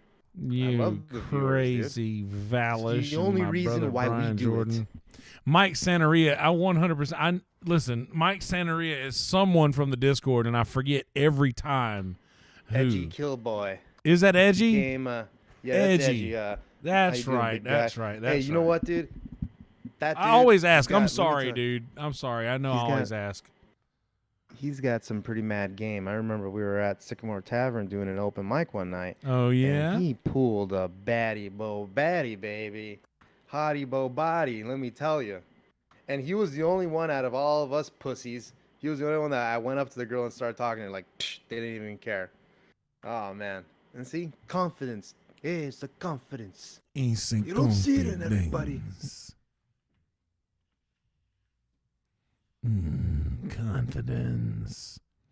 Confidence. Confidence. Let's see here. Confidence for him available at Sears Belk and Jesse Oh, Penney. Eagles head coach Doug Peterson has tested positive for the coronavirus. Sources tell ESPN. Mm-hmm. See, that's the thing. If everything's gonna start slowing down, then that's cool. But I really don't see that happening. And I think that I really think that baseball and basketball are going to call how this thing goes. Like, Yeah. they're going to call how this thing goes because however they go, however they go is going to determine whether or not it's going to be worth it for NFL to even try. Huh. Patriots have placed Sony Michel and Mohamed Sanu on special teams. Huh. Interesting. Dude, how do you think Cam Newton's going to fit up there? Whoa, say that again? How do you think Cam Newton's going to fit up there? Yeah, what was weird was like all the brashness that like they really like marketed him in a way that I never thought Bill Belichick would ever appreciate or like or care for. But I mean, you know what? We'll see what Bill Belichick can do. I mean, he's a master, and if Cam, he's most of the seasons where he's had bad seasons, he's been pretty banged up. I mean, the guy is the first quarterback ever to have 50 throwing touchdowns and 50 rushing touchdowns all career. So it's pretty. He's already done some pretty amazing things regardless. So I mean, I personally like him. I think his game is, it's dangerous, but he's young enough still, I think, where he can still go on for a couple more years, and he's still pretty patient pocket passer. So he's not, he's got a long wind up, which is probably his biggest downfall. But other than that, I mean, he seems to have his head on a swivel. He's more like Russell Wilson, where he's not, he doesn't just run at the first sight of some danger. And the only thing that Russell really has on top of him is Russell is an amazing passer out of the pocket. Like he's one of the best. Obviously up there with Brett Favre. But I mean, I think he's going to do well. I think Cam Newton will do well. I honestly do think that they'll make the playoffs. But yeah, this might be good for them. I do think they'll make the playoffs, though. They still have a solid team. I'm excited to see what Cam will look like with some coaching because I don't think that he's had that in his entire career, man. Like, I mean, maybe in Auburn, but I don't know about, and you know how much it pains me to even say maybe in Auburn, but it's Rivera's like it seemed to me that they tried to make Cam a passing quarterback. And dude, I don't think he's that, man. He's a giant that can knock over anybody in front of him. Let him run. Yeah, I mean you just get the feeling he's strong. They're gonna use and abuse him. So that's the only thing where I'm not seeing it being a good long-term fit for Cam. But I think for a couple seasons, if you play the way Belichick wants you to play, which there's gonna be a lot of protecting the ball. Yeah, I mean. So you're going to see a lot of running, different running options, different power options, 2 tight end sets. You're going to see a lot of that stuff. So, and honestly, I've seen Cam Newton works best out of the two tight end sets anyway, because he can dump off those short passes to the tight end if they break off. And then you've got different looks for different runs. Dude, man, freaking power eye. 2 tight end set, even 2 tight end set, like super power option, and they're gonna, and then what's gonna happen is these little dump offs, these little things where most teams, most of these teams where you throw a pass and they dink for 5 yards and then they get tackled, what you're gonna see is those little 5, 6, 7 yard passes are gonna be you're gonna have to break from one defender. You're gonna have open field because they're just gonna be stopping the run the whole time. Yeah. Where if they're gonna be piling the line, you're just gonna have to pass one. You're gonna have to break one guy, and then you're gonna be out in the middle of open field. I think so. I'm excited. I'm excited for the Raiders. We'll see how that goes too. I'm excited for football, man. Yeah, Period. Me too, man. Do you play fantasy? You should do a fantasy league. Yeah, I have. I've been a commissioner. I've been a commissioner of a league for a long time, and man, it's a headache, dude. It's like sometimes it's like wrangling cats, dude, just to get everything together. And your basket of cats. Sometimes it's just a lot, and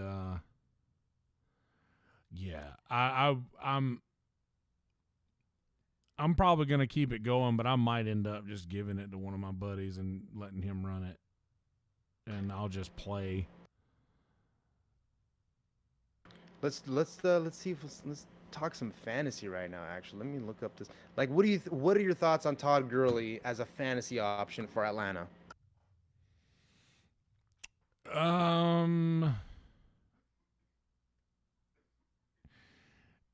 Yeah. All right. I always like to take receivers in PPR leagues just because. I mean, or if you could take a receiver or a running back who also can take pitch passes. Yeah, that is the play. That's the real play. Yeah, Todd Gurley has historically been one of those guys. Yeah. So that's the play. Right. 98-99 Milwaukee right now. 8 minutes left in the fourth. I still think his injury. He's gonna have some time off. He's gonna have a lot more time off.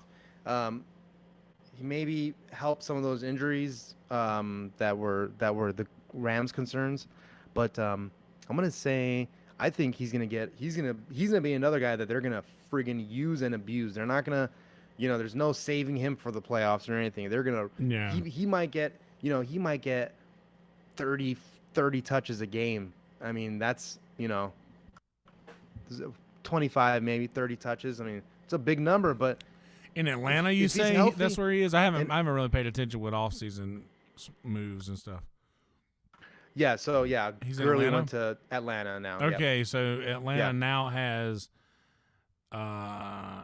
him, Freeman, Who's their other guy? I Let's know see they their got depth Julio charts. Jones. I know they got Julio Jones, Julio. Yep. receiver.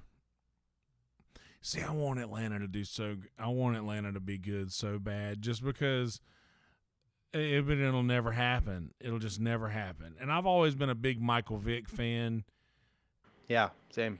and I loved him on the field, man. But they always say that a running quarterback will never win a Super Bowl. And I don't know. I think he could have done it had he not got caught up in the nonsense that he was caught up in, which is awful and I hate. What about Russell Wilson, dog? Russell Wilson, Yeah, he's a running fair quarterback. point, fair point. Yeah, I mean, dude, Russell Wilson should go in the Hall of Fame, in my opinion. I mean, he's got 2 chips. As much as you want to say that the defense won him those championships, I mean, you got to put points on the board, and he definitely did. And he would have 3 if. Yeah. Dude, you've got the greatest running back Yeah. in the game, Yeah. and you pass the ball that close? Yeah. Come on, And they practiced man. it, apparently. They knew it was going to happen. Man, freaking, oh, man. No wonder Marshawn walked Marshawn. away after that. No wonder. I would have too, man, to He's be honest. back like, with them. But You know still, he's back with, but yeah, still, he's back with the Seahawks. after that though, man, that was a slap in his face, dude. Yeah. He's literally the running back in the league. Well, I mean, and all you I got to get- do is get it like 4 inches. yeah. I mean, What's did up, they, Bobby? did he, Bobby in the chat. didn't they run him? I feel like they ran one play for him, right? And he didn't get it in. And then the second play was the pass play. Yeah. And they passed, and that's when Butler got the interception. But yeah, I mean, Marshawn, man, the guy, how many seasons, man, let's look up some Marshawn Lynch stats. I mean, he was top 3 running back for 7 years at least. Oh yeah, he was top dog for sure for a long time. Okay, so he's actually a free agent now, but he did score a touchdown in the playoffs last year for the Seahawks. Considering a return. Dude, okay, let's look at these yards here. Oof. Huh. So Russell he has Wilson. Russell Wilson is the Mike Trout of the NFL. Everybody knows he's probably the best, but he isn't as flashy as like your Bryce Harpers or your Aaron Judges. Correct. And shit. I would kind of agree with that. Yeah, I would kind of agree with that. So Marshawn Lynch has 5 seasons with over 1,000 yards rushing and basically 1,000 yards, over 1,000 yards rushing and a few hundred yards, like 200 yards receiving for 5 seasons, right? Yeah. 2012, 1,590 yards, 11 touchdowns, 196 yards receiving, 1 receiving touchdown. 2013, 1,257 yards rushing. 2011, 1,204 yards rushing. 2014, 1,306. 2008, 1,006. 1,036. But yeah, I mean, he's got to go down as one of the greatest, all-time greatest, man. He was a stud. Dude, watching him run with such authority, like those 2, what do they call it? Quake run? No, what do they call it? Marshawn, they call him damn, I don't remember what they call it, but they call it like something Quake or something. And it's like he has those 2 like monster runs. One against New Orleans where, he breaks through 5 defenders and scores a touchdown, and then he does it again against the Cardinals and just throws Patrick Peterson onto the floor with one arm like a little doll and runs for 79 yards, dude, like a stud, dude. Stiff oh my arms God. him or Quake, like Quake straight up runs throws or him? one. Yeah, dude, just straight up no, doesn't even stiff arm him. Like Patrick Peterson is in his face and Marshawn with his elbow bent like grabs him and then like just throws him off of him. Man, it's such a freaking monster, man. his thighs are huge, dude. Oh, dude, he's an absolute monster. I think that I don't know. I think that Yeah, it he's could gonna go down as one of my favorite. Beast mode. Bucks up by 4 right now, 5:41 left in the fourth. Harden up here. Bop got one, 102. You got another one. Another one. We got Bobby out here in the chat. We got Valish out here in the chat. Damn, son. Living all them good dreams. Just watching us talk about bullshit. Y'all, killtony.fm or yam.fm/killtony every night at 11 p.m. Eastern, 8 p.m. Pacific. Old school Kill Tony episodes.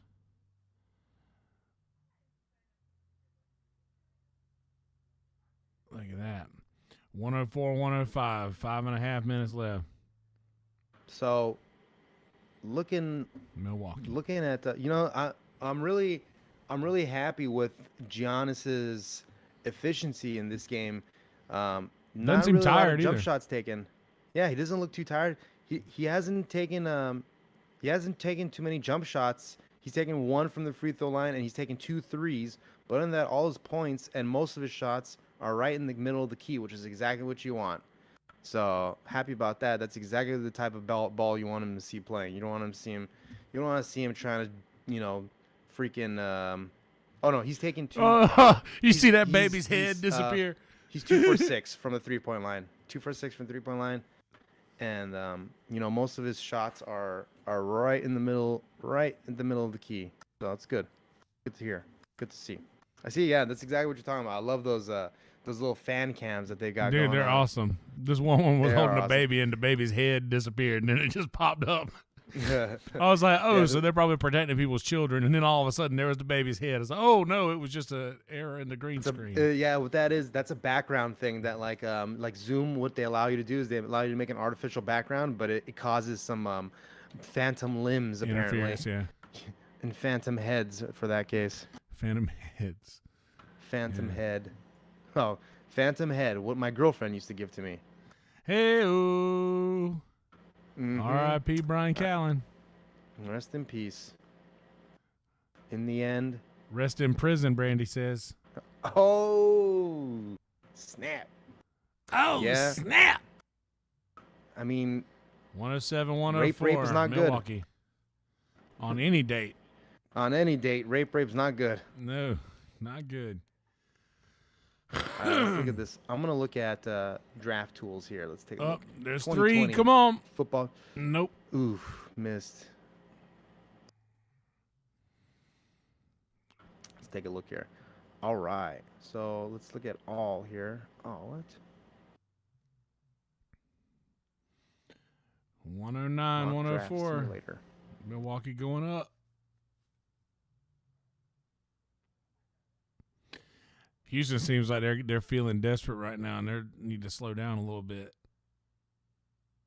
Take their time because they got 4 minutes. There's James Oh, Harden coming with a in. deep Oh, that backstepping brick. three. Ugh. Yeah, he barely caught the rim on that one. Yeah.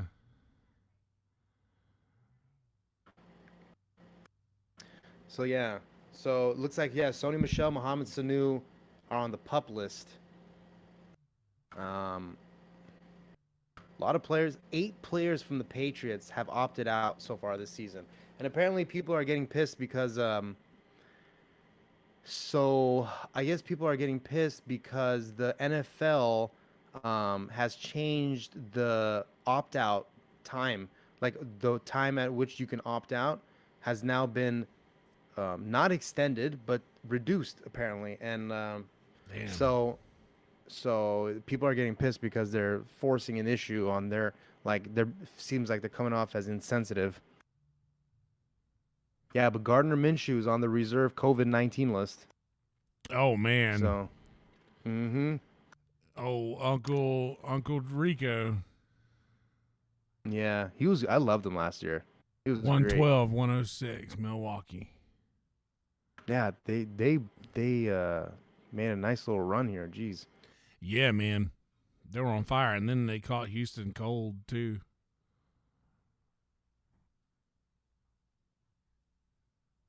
Oh, wow. Raiders officially signed former Bengal Jeremy Hill. That could be a fun thing. Jeremy Hill, I always thought was a victim of a bad situation at in Cincinnati, man. I always really liked Jeremy Hill. I always thought he was a great runner, finesse mostly. I mean, great out of the backfield, but he never really. You had Bernard. What was his name? Something Bernard. Oh man, the short little dude from Cincinnati. Yeah. Cincinnati, and I know you're yeah, talking about. he kind of always like looks like he had the locker room the whole time, so he was always there like their star running back. But yeah, I always liked Jeremy Hill, and I always thought he was quick and good cuts, but never got his due because I think he was in a bad situation there in Cincinnati. So I'm excited now. He's going to be a Raider. I love it. I might Raiders. I might consider even drafting him. Man, I just can't get past John Gruden, man. I know I say it a lot. I'm just not a fan of John Gruden. Were you not a fan during when he was a broadcaster? Or did you like his broadcasting? You're just not a fan of his coaching? Dude, I don't know what it is about him. He just always seemed like I don't know. He just always just seemed rubbed like you a the wrong way? slimy guy. Like he just seems like a slimy dude. Like he tells you one thing, he says what you want to hear. Well, there were these allegations about him years ago, before the Me Too was even a thing, before any of this. Do you remember the John Gruden allegations from years ago? One night. Nah, what was he, a pussy hound? Let me see, because I want to get this right. Hold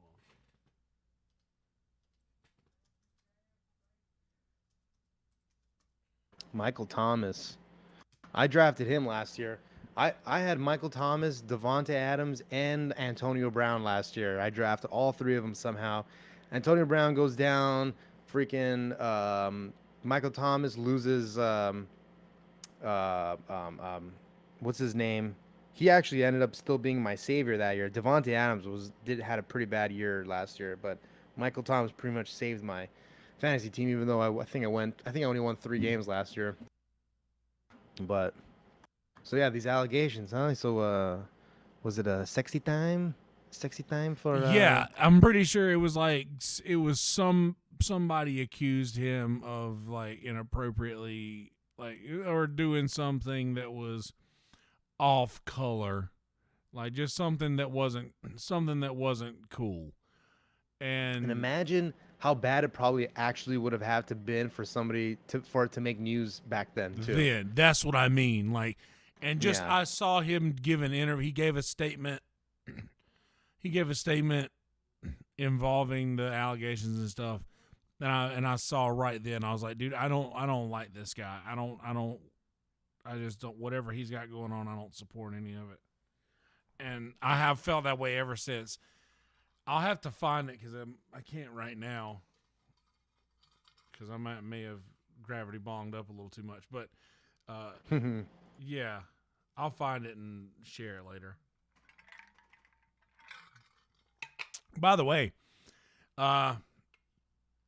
so 109, 112, 2 minutes left. 111, 112. 112. Yep. 111, 2 minutes. 112. 1 point game, 2 minutes left. I'd like to do this often, man. Like just maybe sporadically. I'd like to maybe commit to Sunday nights for as long as we can make it happen. I think that's a great idea. I could definitely do Sunday nights. Hell Pick yeah. a game, watch it. Maybe we could ask the fellow spectators to maybe pick a game every once in a while, and we can even do. Oh, by the way, so you didn't watch UFC the other night, did you? I did not. I watched baseball and basketball. Baseball and basketball. So yeah, we had UFC last night. My Yeah. boy, my Armenian boy Shabazian looked a little looked gassed in the second quarter. I mean second round. Freaking Brunson though, man.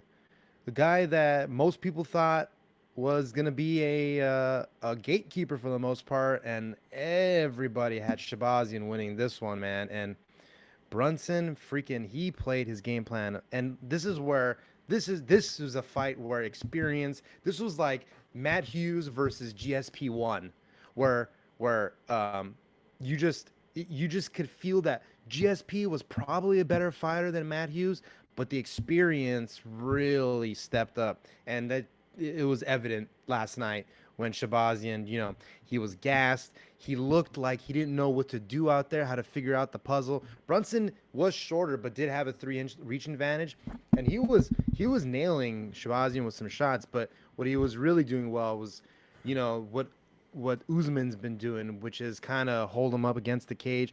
And it's a boring style, but you got to win fights, man. I never say, oh, we got a Bill and Ted Excellent I see Adventure or Bill and Ted commercial on right now. So apparently Bill and Ted's gonna be on VOD. It's gonna go straight to VOD. Ah. I don't see why more don't do that. Like, Well, they're afraid. What's gonna happen is what you're gonna start seeing now is first of all, either these actors that get paid millions and millions of dollars are gonna either start having to take pay cuts if they want to be making money and working all the time, or what's gonna happen is you're just gonna see a lot of new actors doing. You're not gonna see anybody famous in these really good written movies, you know.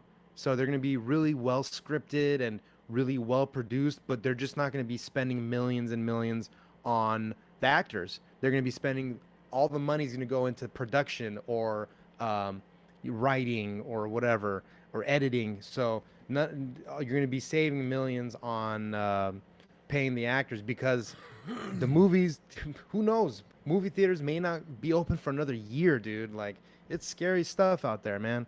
Dude, Yeah. I think movie theaters should start doing like, you should start doing private parties at movie theaters, man. yeah. Like, you could freaking charge, you know, I don't know what would be the like.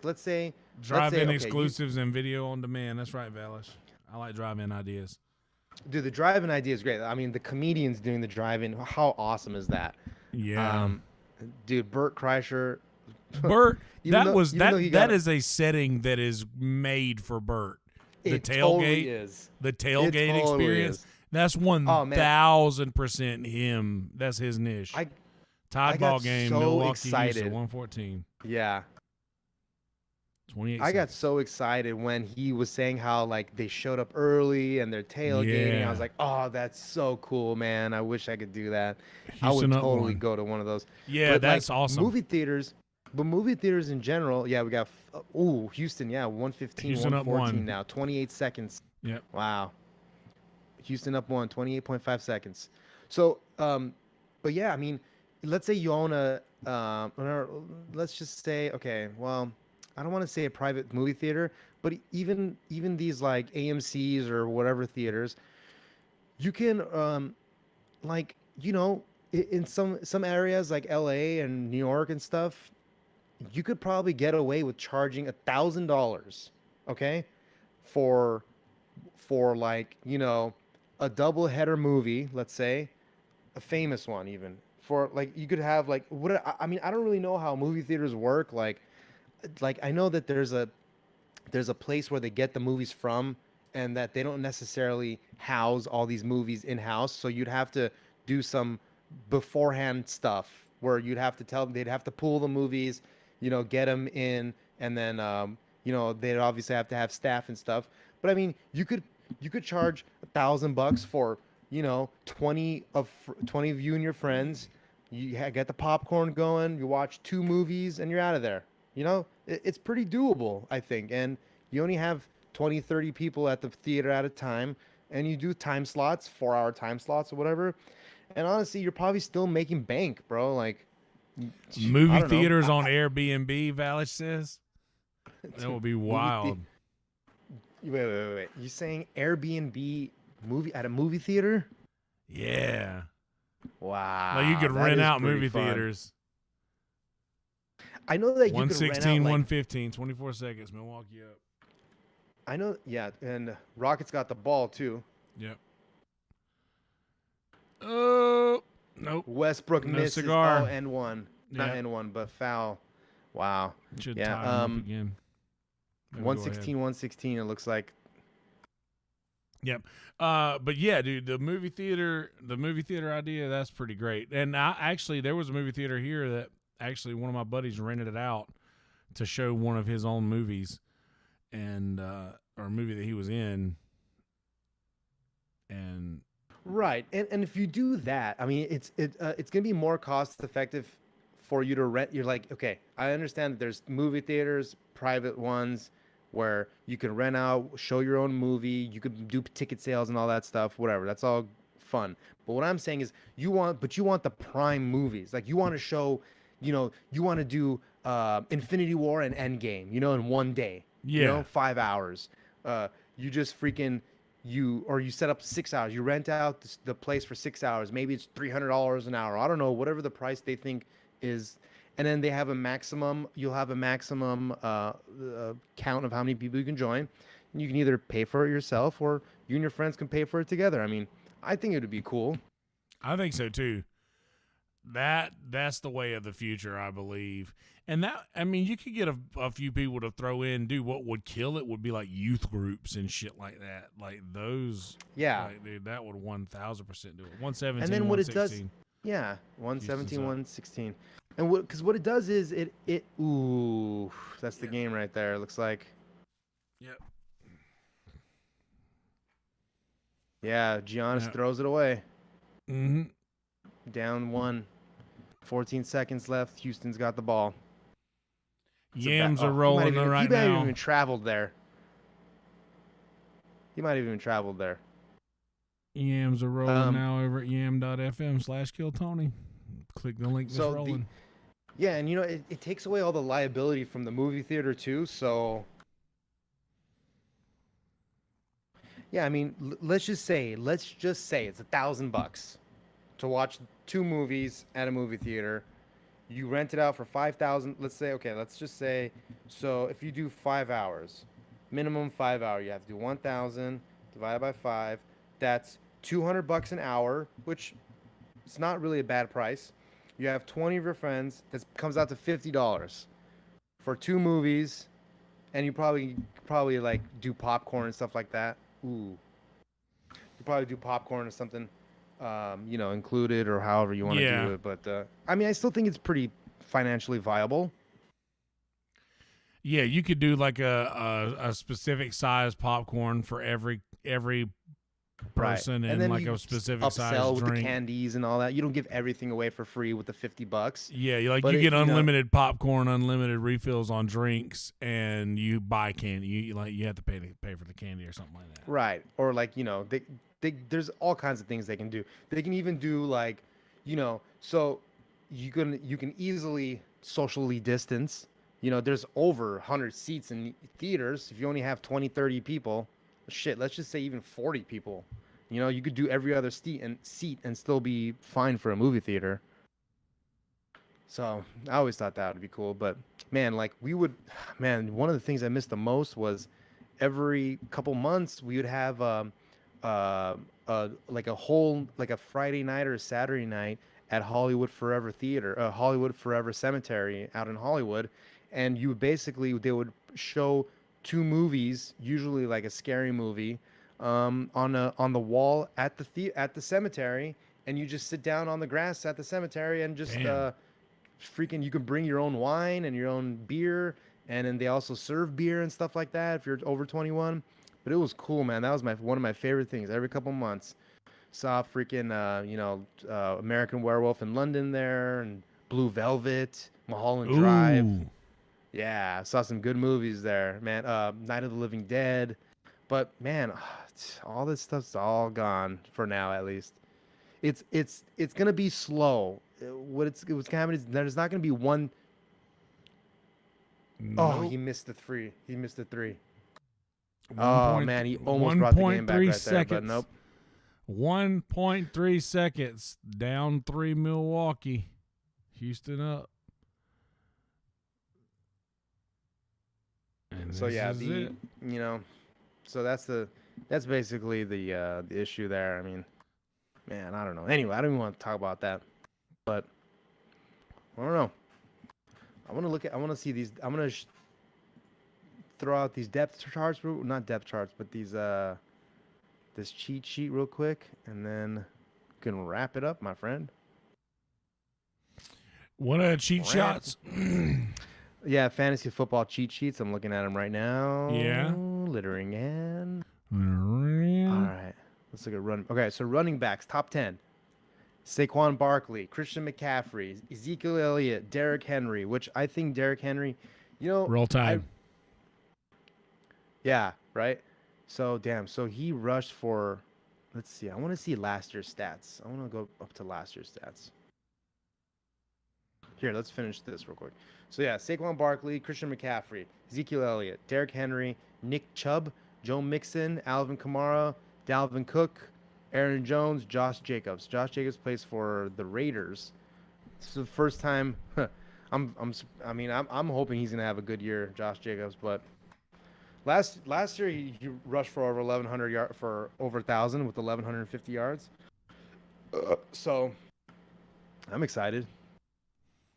I'm excited. But yeah, let's see what they say about the QBs. Obviously, Mahomes, Lamar Jackson, Dak Prescott. Ugh, I don't like that. What? Hold on here. Where's Aaron Rodgers and Tom Brady? Where's Aaron Rodgers on this list? Is what I want to know. And Tom Brady. Yeah, and Tom Brady on this QB. Are you joking, And dude? Cam Get Newton. out of here. Well, Cam Newton still technically has to play for. Apparently, he still has to compete for his job. So And we don't Russell know that he's Wilson. going to be standard. Russell Wilson's at number 5. So we got Mahomes, Lamar Jackson, Dak Prescott, Kyler Murray, Russell Wilson, Deshaun Watson, Carson Wentz. What do you think about him? You think he's going to have a kind of a comeback year? I Do mean, you like Carson? I honestly not. Oh, that's right. Timmy Pierce knows them Bravos. I don't know, man. I don't really know. I don't have an opinion, honestly. I don't even have an opinion. I don't even have an opinion. Yeah. I mean, you got to have an opinion. I mean, you think God came down from heaven and stopped these bullets? He didn't stop. Oh! He didn't stop that one. Nope, not that one. 36 straight games with 20-plus points, Russell Westbrook. Oof. I think he'll go into the Hall of Fame. He has to. With no chip, I think he'll have to go. I mean, average a triple-double. But I don't know. With these, with the way these people vote, you never know. Yeah. What do you mean, you people? Oh, yeah. Those. Well, here's one thing is that that I like the committee for like the national championship, the playoff. The The college football playoff committee. I like that. Condoleezza Rice. Yeah. Condi. See, that's got like. Yeah, don't know. lukewarm water, Timmy Pierce. That's exactly. I have no opinion. It's like he's like lukewarm water. I mean, Yeah. Lukewarm feelings. yeah. I just, yeah.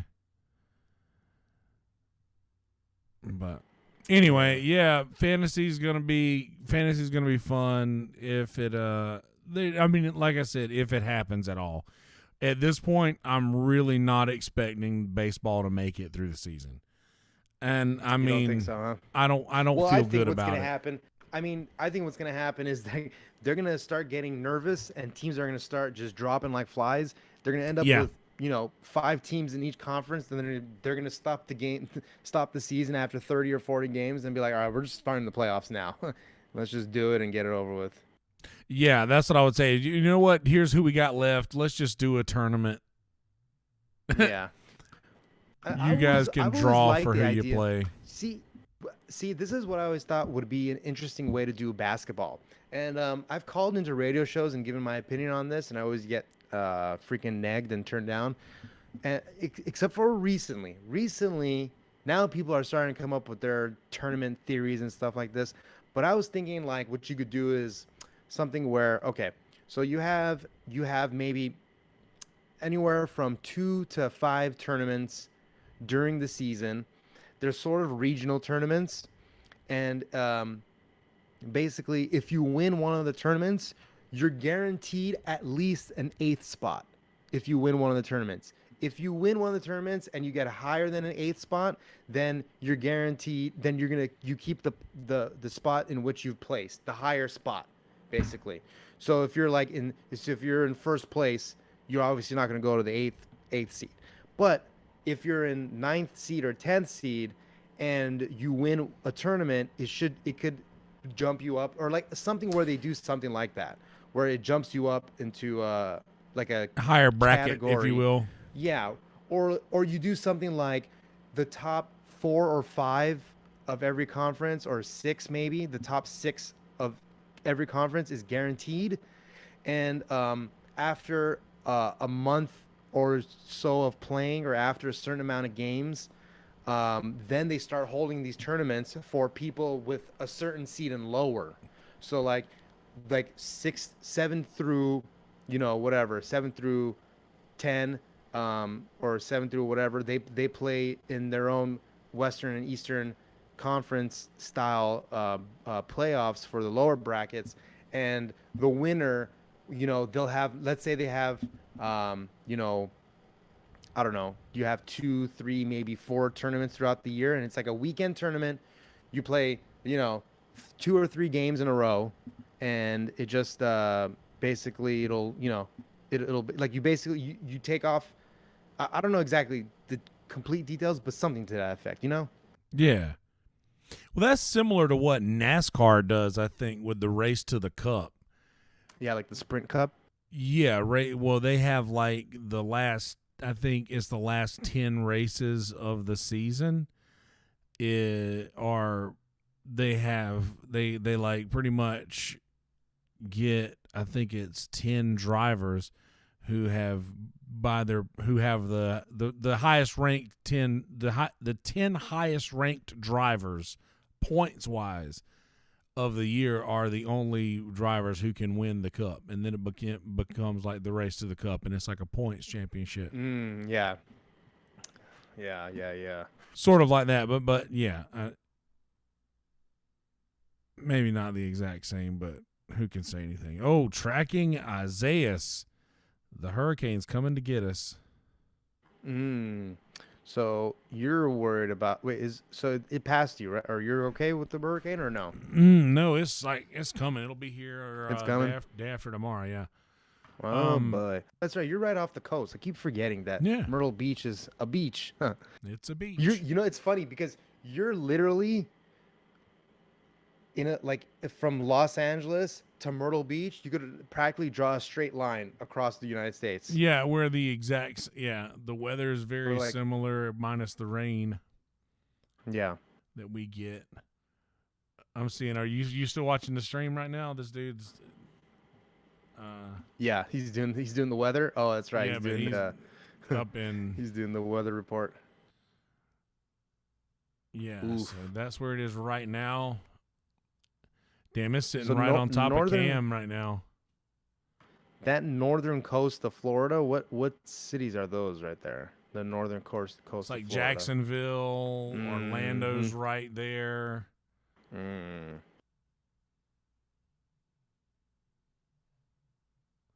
Yeah. Well, I think it's a great broadcast for our first time. Yeah, I think so too. Yeah, 100%. You've got Bobby Lee and Andrew Santino, Tom Segura, Bert Kreischer, and now you got Theo Vaughn and Brendan Schaub, and now you got Dave Sarah and Kelsey Hutchins.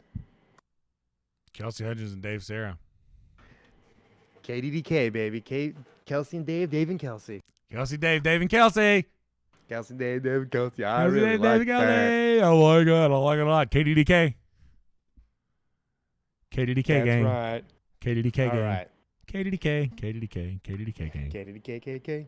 Oh, what? Whoa, Oh, whoa, that- whoa. That's not what I meant. That's not what I meant. That's Nope. not what I meant. No. You know what's funny is there's a couple there. There's you got to be careful about having 2 Ks in the name for your business now too, because I saw a business. There's a business in Montebello called K Knight something, and it's like K Knight Realty, and he dropped the first K because it's so like it just looks too much like KKK, even though it's just 1 K. It's just 2 Ks. Like, you got 2, that's enough. No more. But so now 1 K is enough. It's just Knight Realty. So I'm glad we can bring up the KKK just before the broadcast, but right before thank he you has, very much, which has a Kelsey. lot to do with why we did KDDK instead of DKKD. That's correct. KDDK. I like KD. KDDK sounds like it's a radio show. Here on KDDK. KDDK. You're listening to KDDK Sports Network.